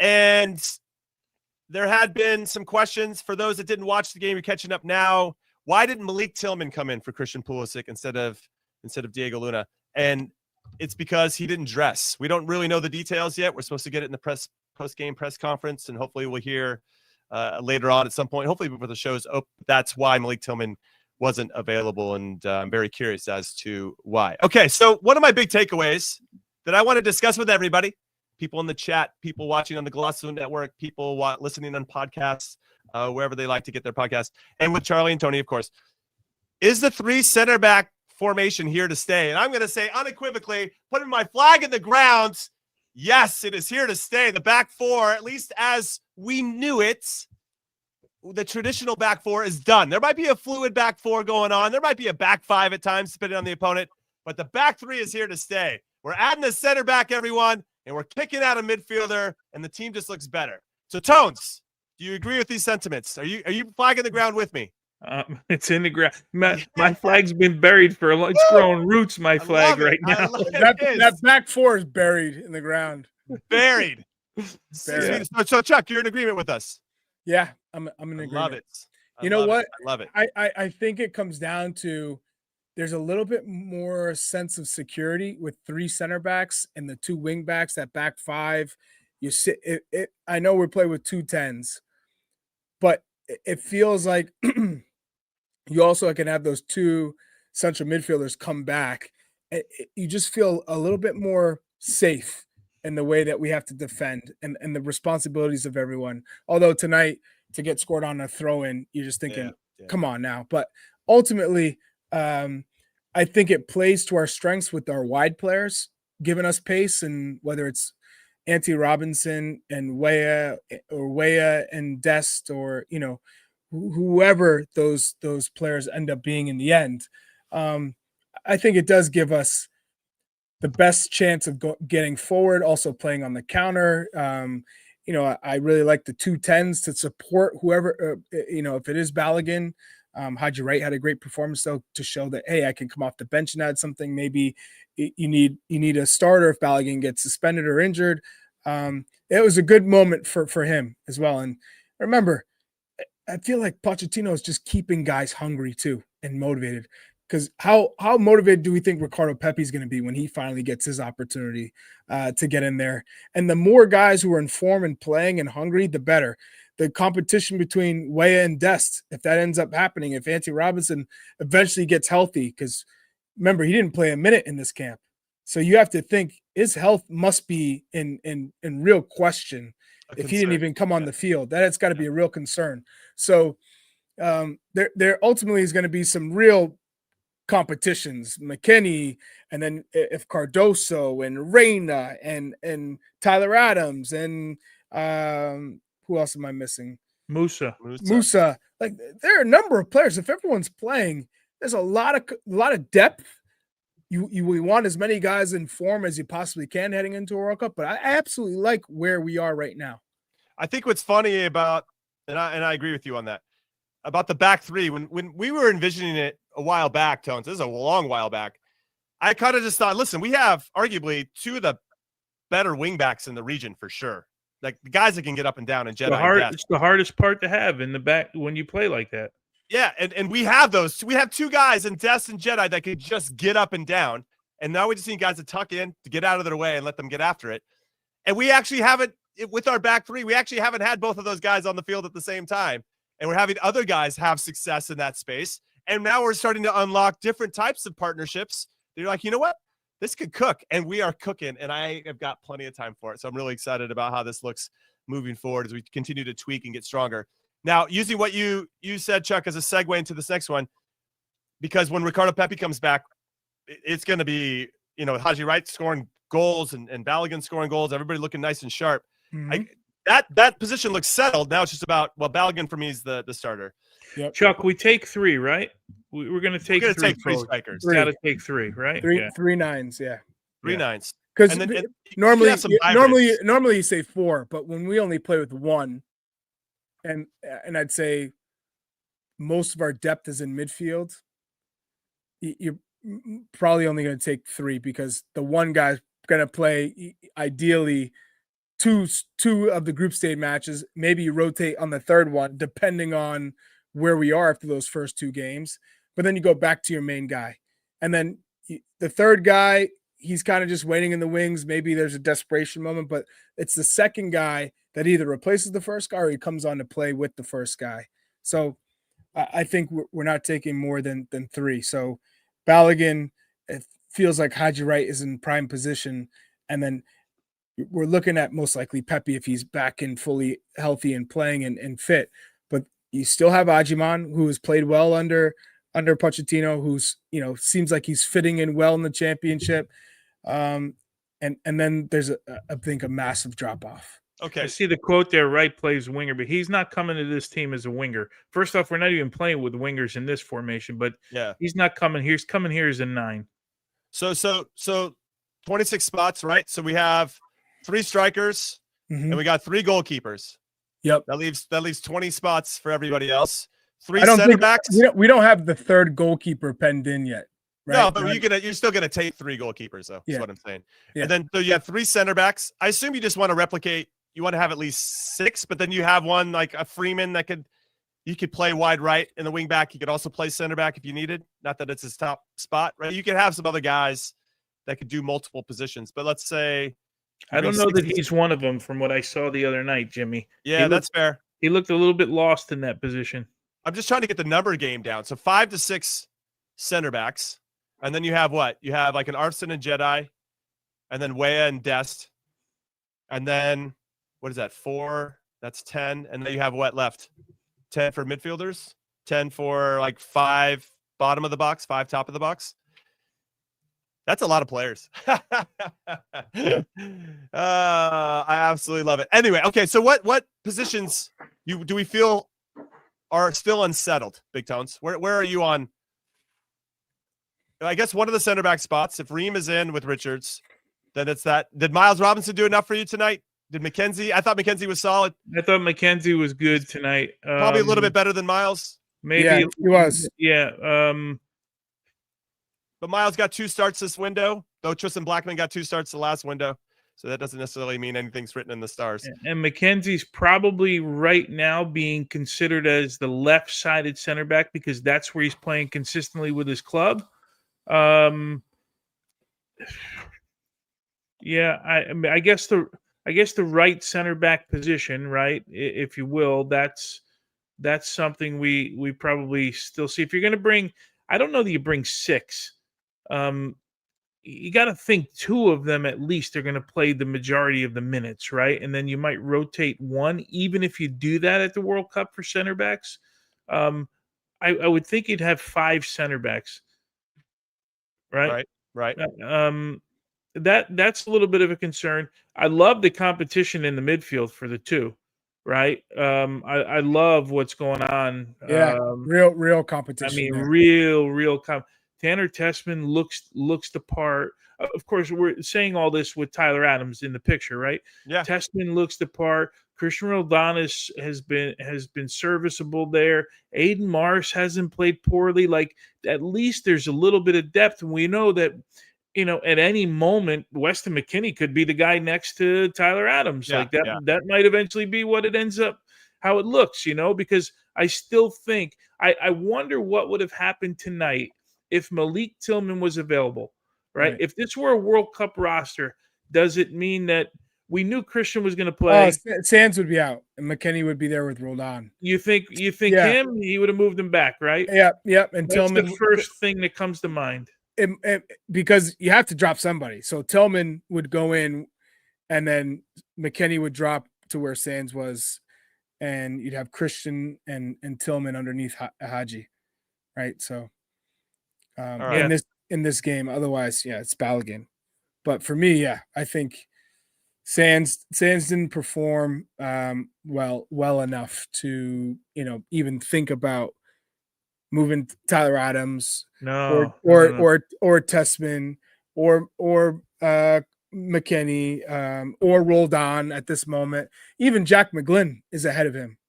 So, it's just I like the fact that he got his chance because he earned it. He's playing every week in the Bundesliga.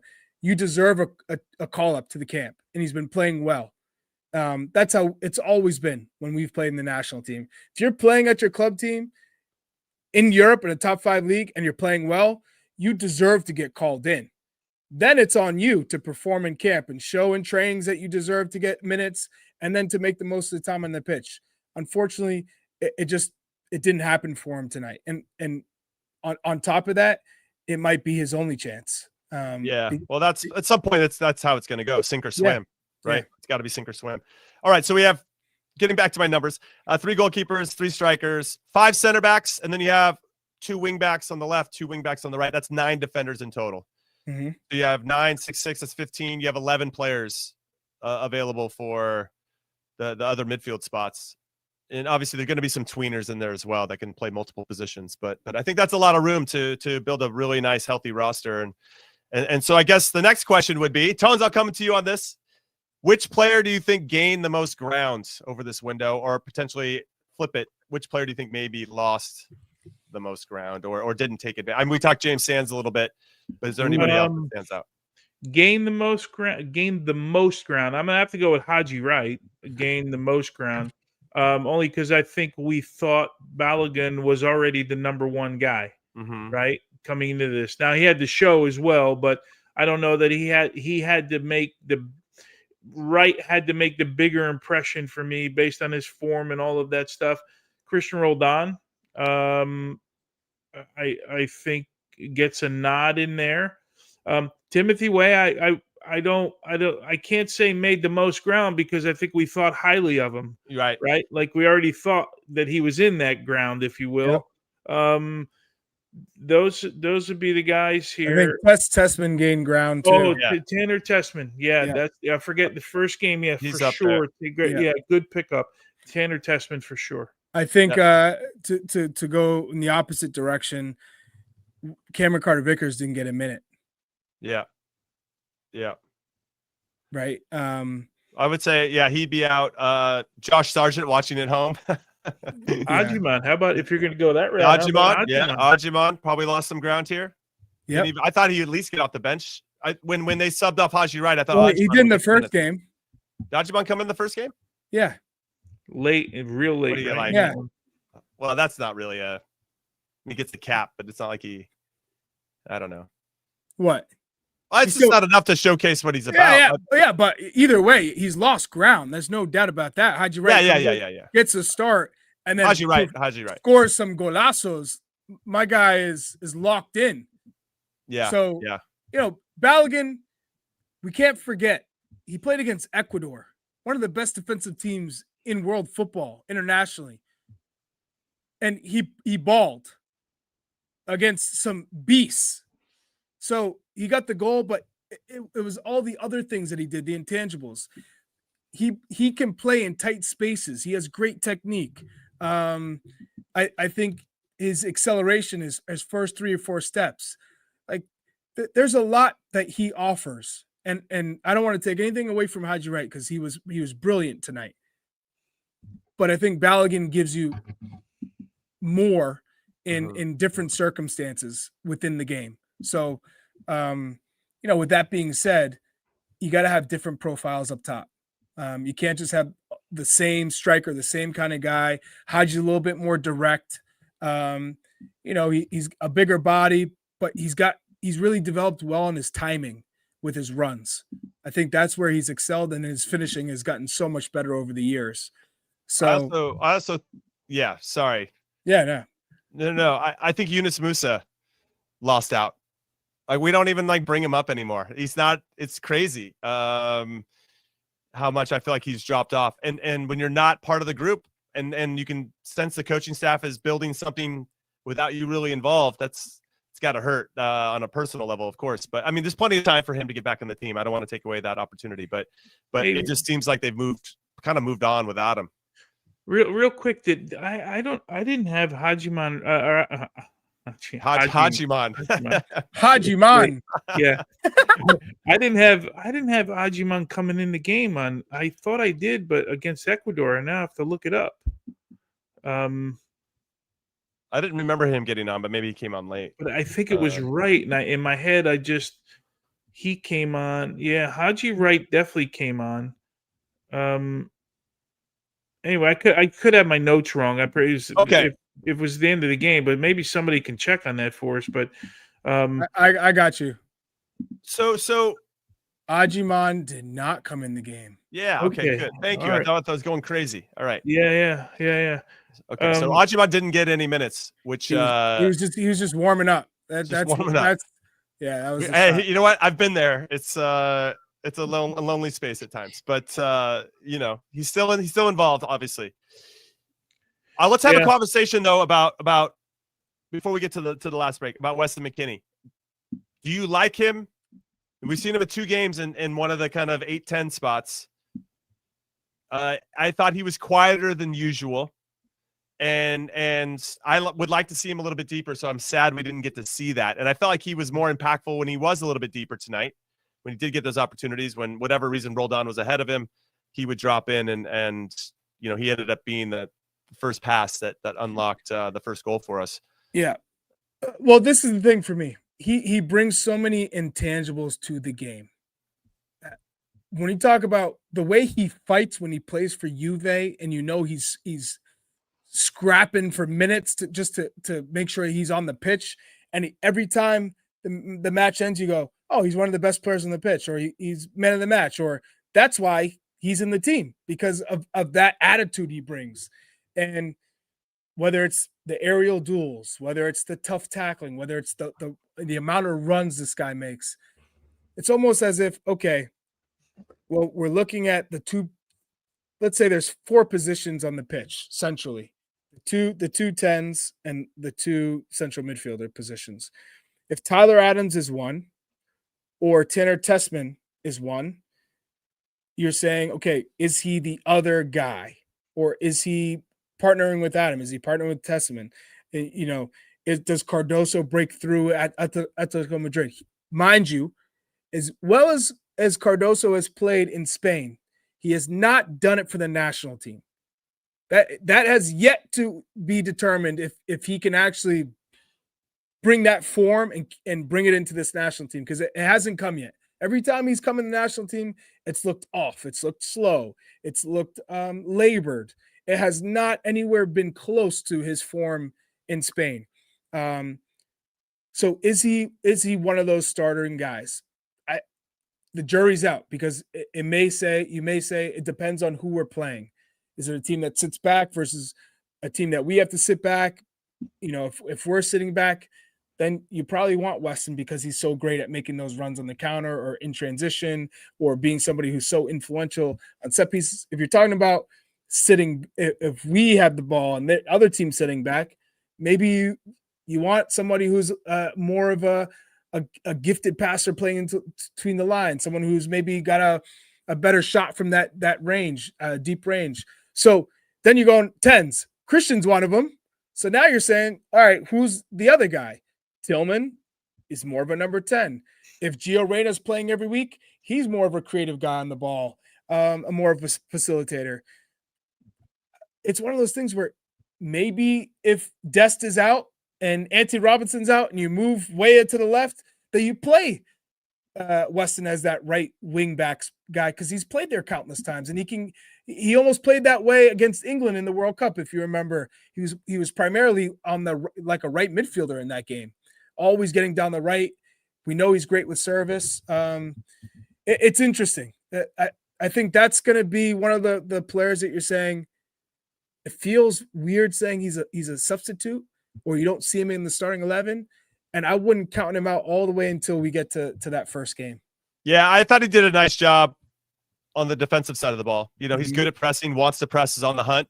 So that side, I thought he was good. Just a little quieter, not bad, just quieter than usual. Oh, he forgot about Zendejas too. I forgot about Zendejas. Yeah, I mean, there's some names of players that are looking to compete, and it's nice that Mauricio Pochettino has set up a culture that's allowed that to flourish. And speaking of Mauricio Pochettino, we're going to talk about him and his press conference that he's been having here post game right after our last break. So keep it right here. The clock never stops. Relive the greatest moments with uninterrupted highlights and more. It's Gareth Bale. Ronaldo. Wonderful goal. On the UEFA Champions League channel. Streaming free. All right. Welcome back to the stretch run of Call It What You Want. I'm Conrad Dino alongside Chuck Chasin Chuck and Big Tones. And before we get into talking about Mauricio Pochettino overall, let's get into some of his comments in this presser after the game. This is what he said about Christian Pulisic.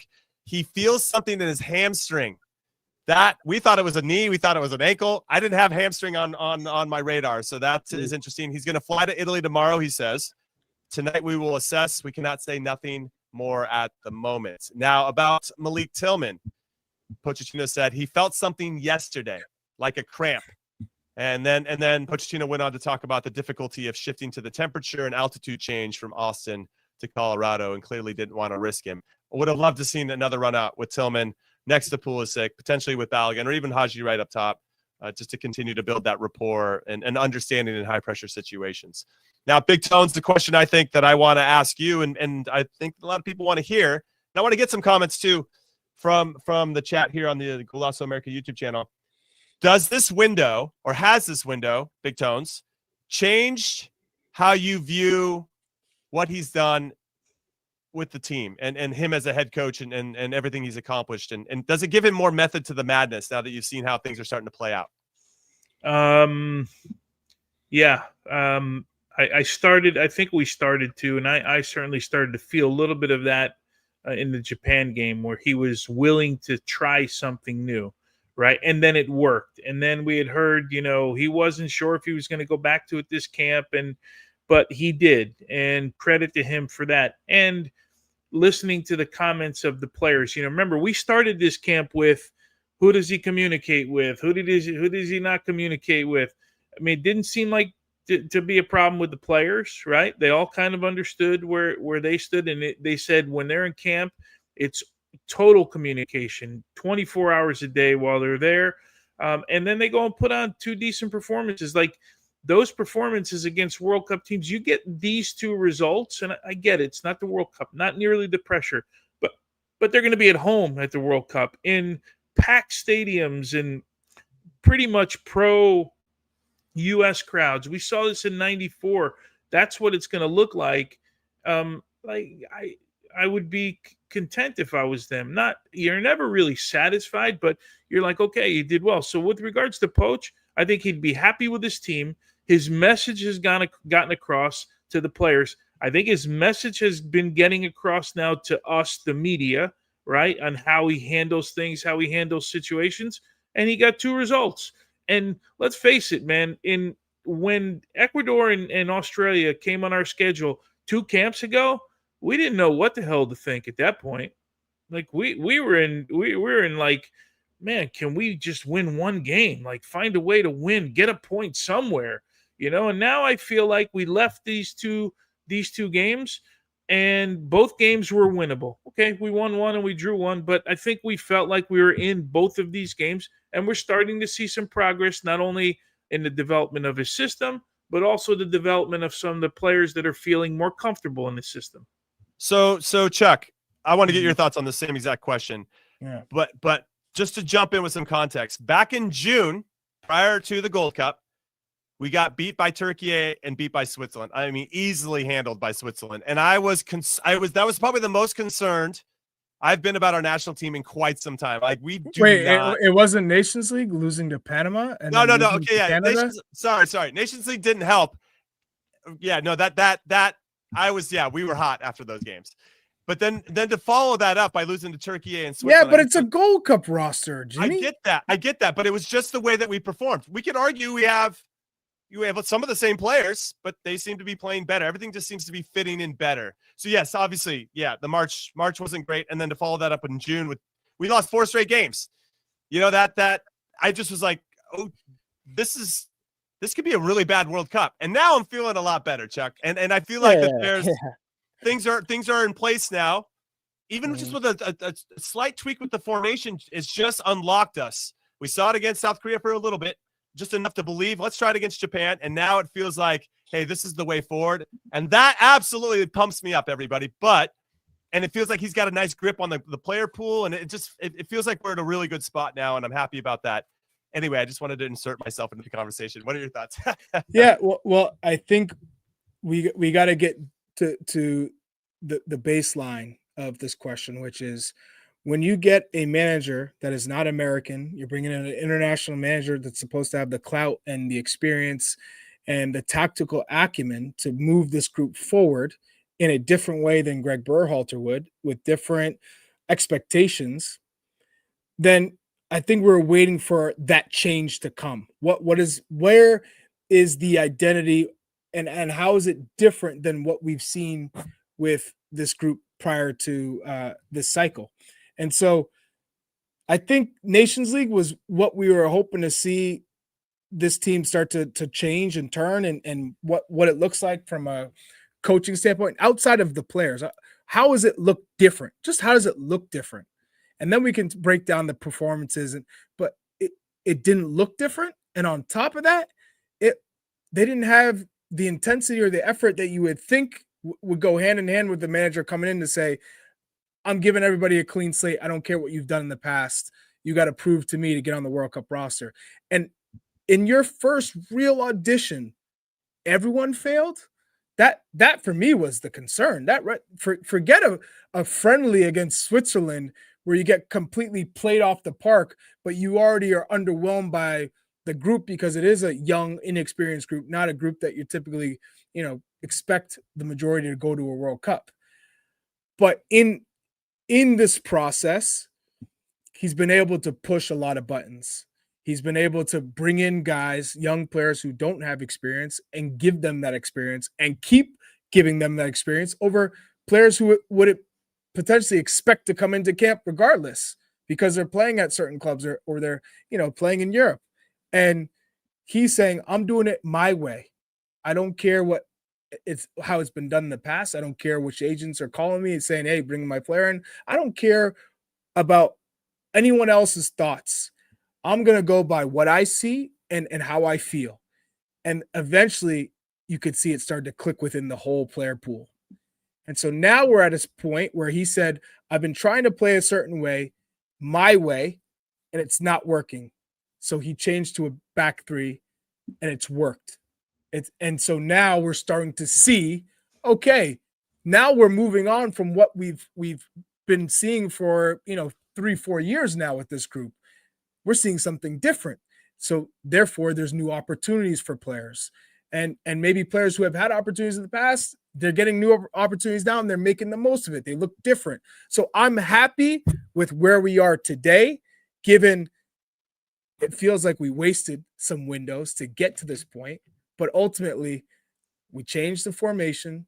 We've got some new players and there's competition all over the field, which is needed to really light the fires and get the most out of all the players. Yeah. And that's a perfect segue into saying this. I want us to be a team that nobody wants to play next summer.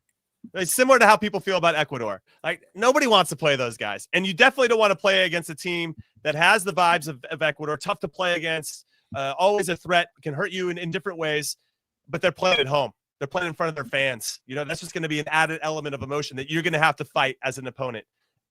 Do we have enough time, Tones? That's kind of the last question I want us to explore before we let everybody go. And we appreciate the support as always. Do you think we have 2 more games in November? We reconvene in January, which is more of an isolated camp for more domestic-based players, Scandinavian-based players. And then we reconvene again with everybody in March. And then the roster has to be named in May. Do we have enough time to kind of build that team? I think we're getting there. I think we're really excited about where we're going. But it's just not a lot of games. And so that rapport and that chemistry, we have to figure it out, right? But we have the time that we have, right?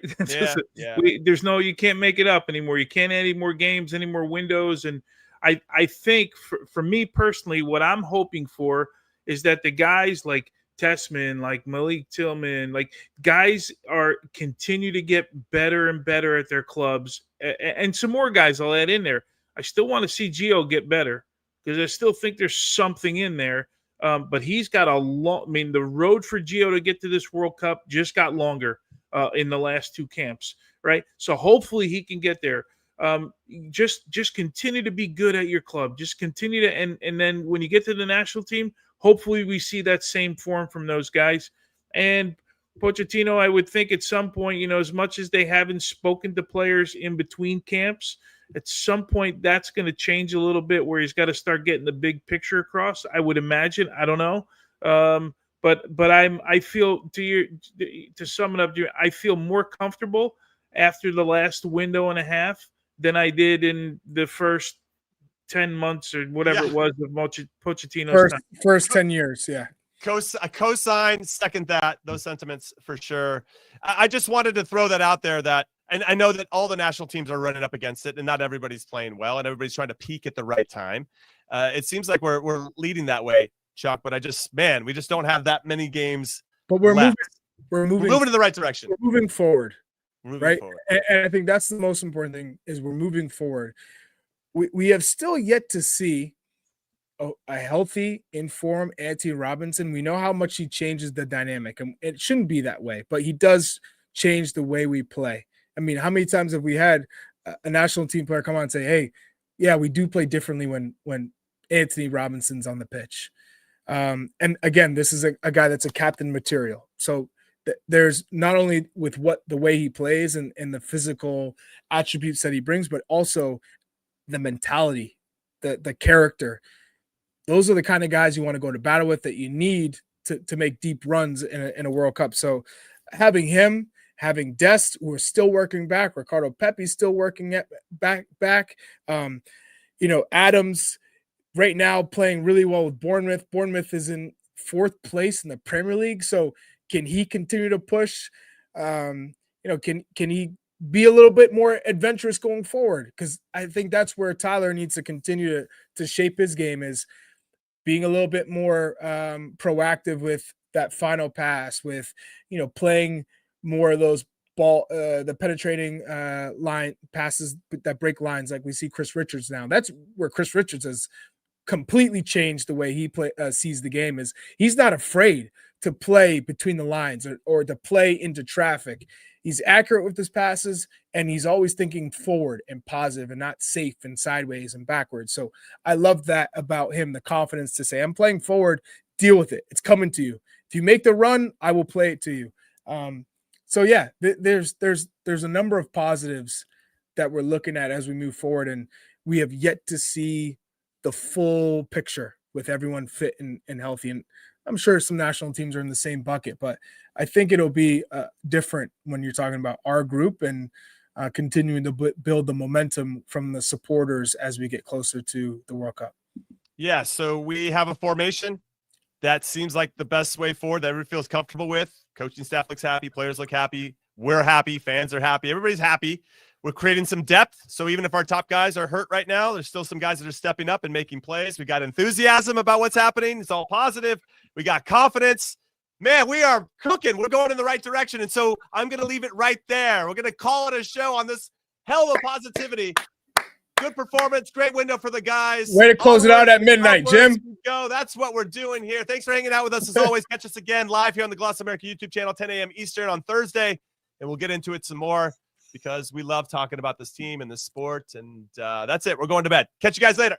Peace out.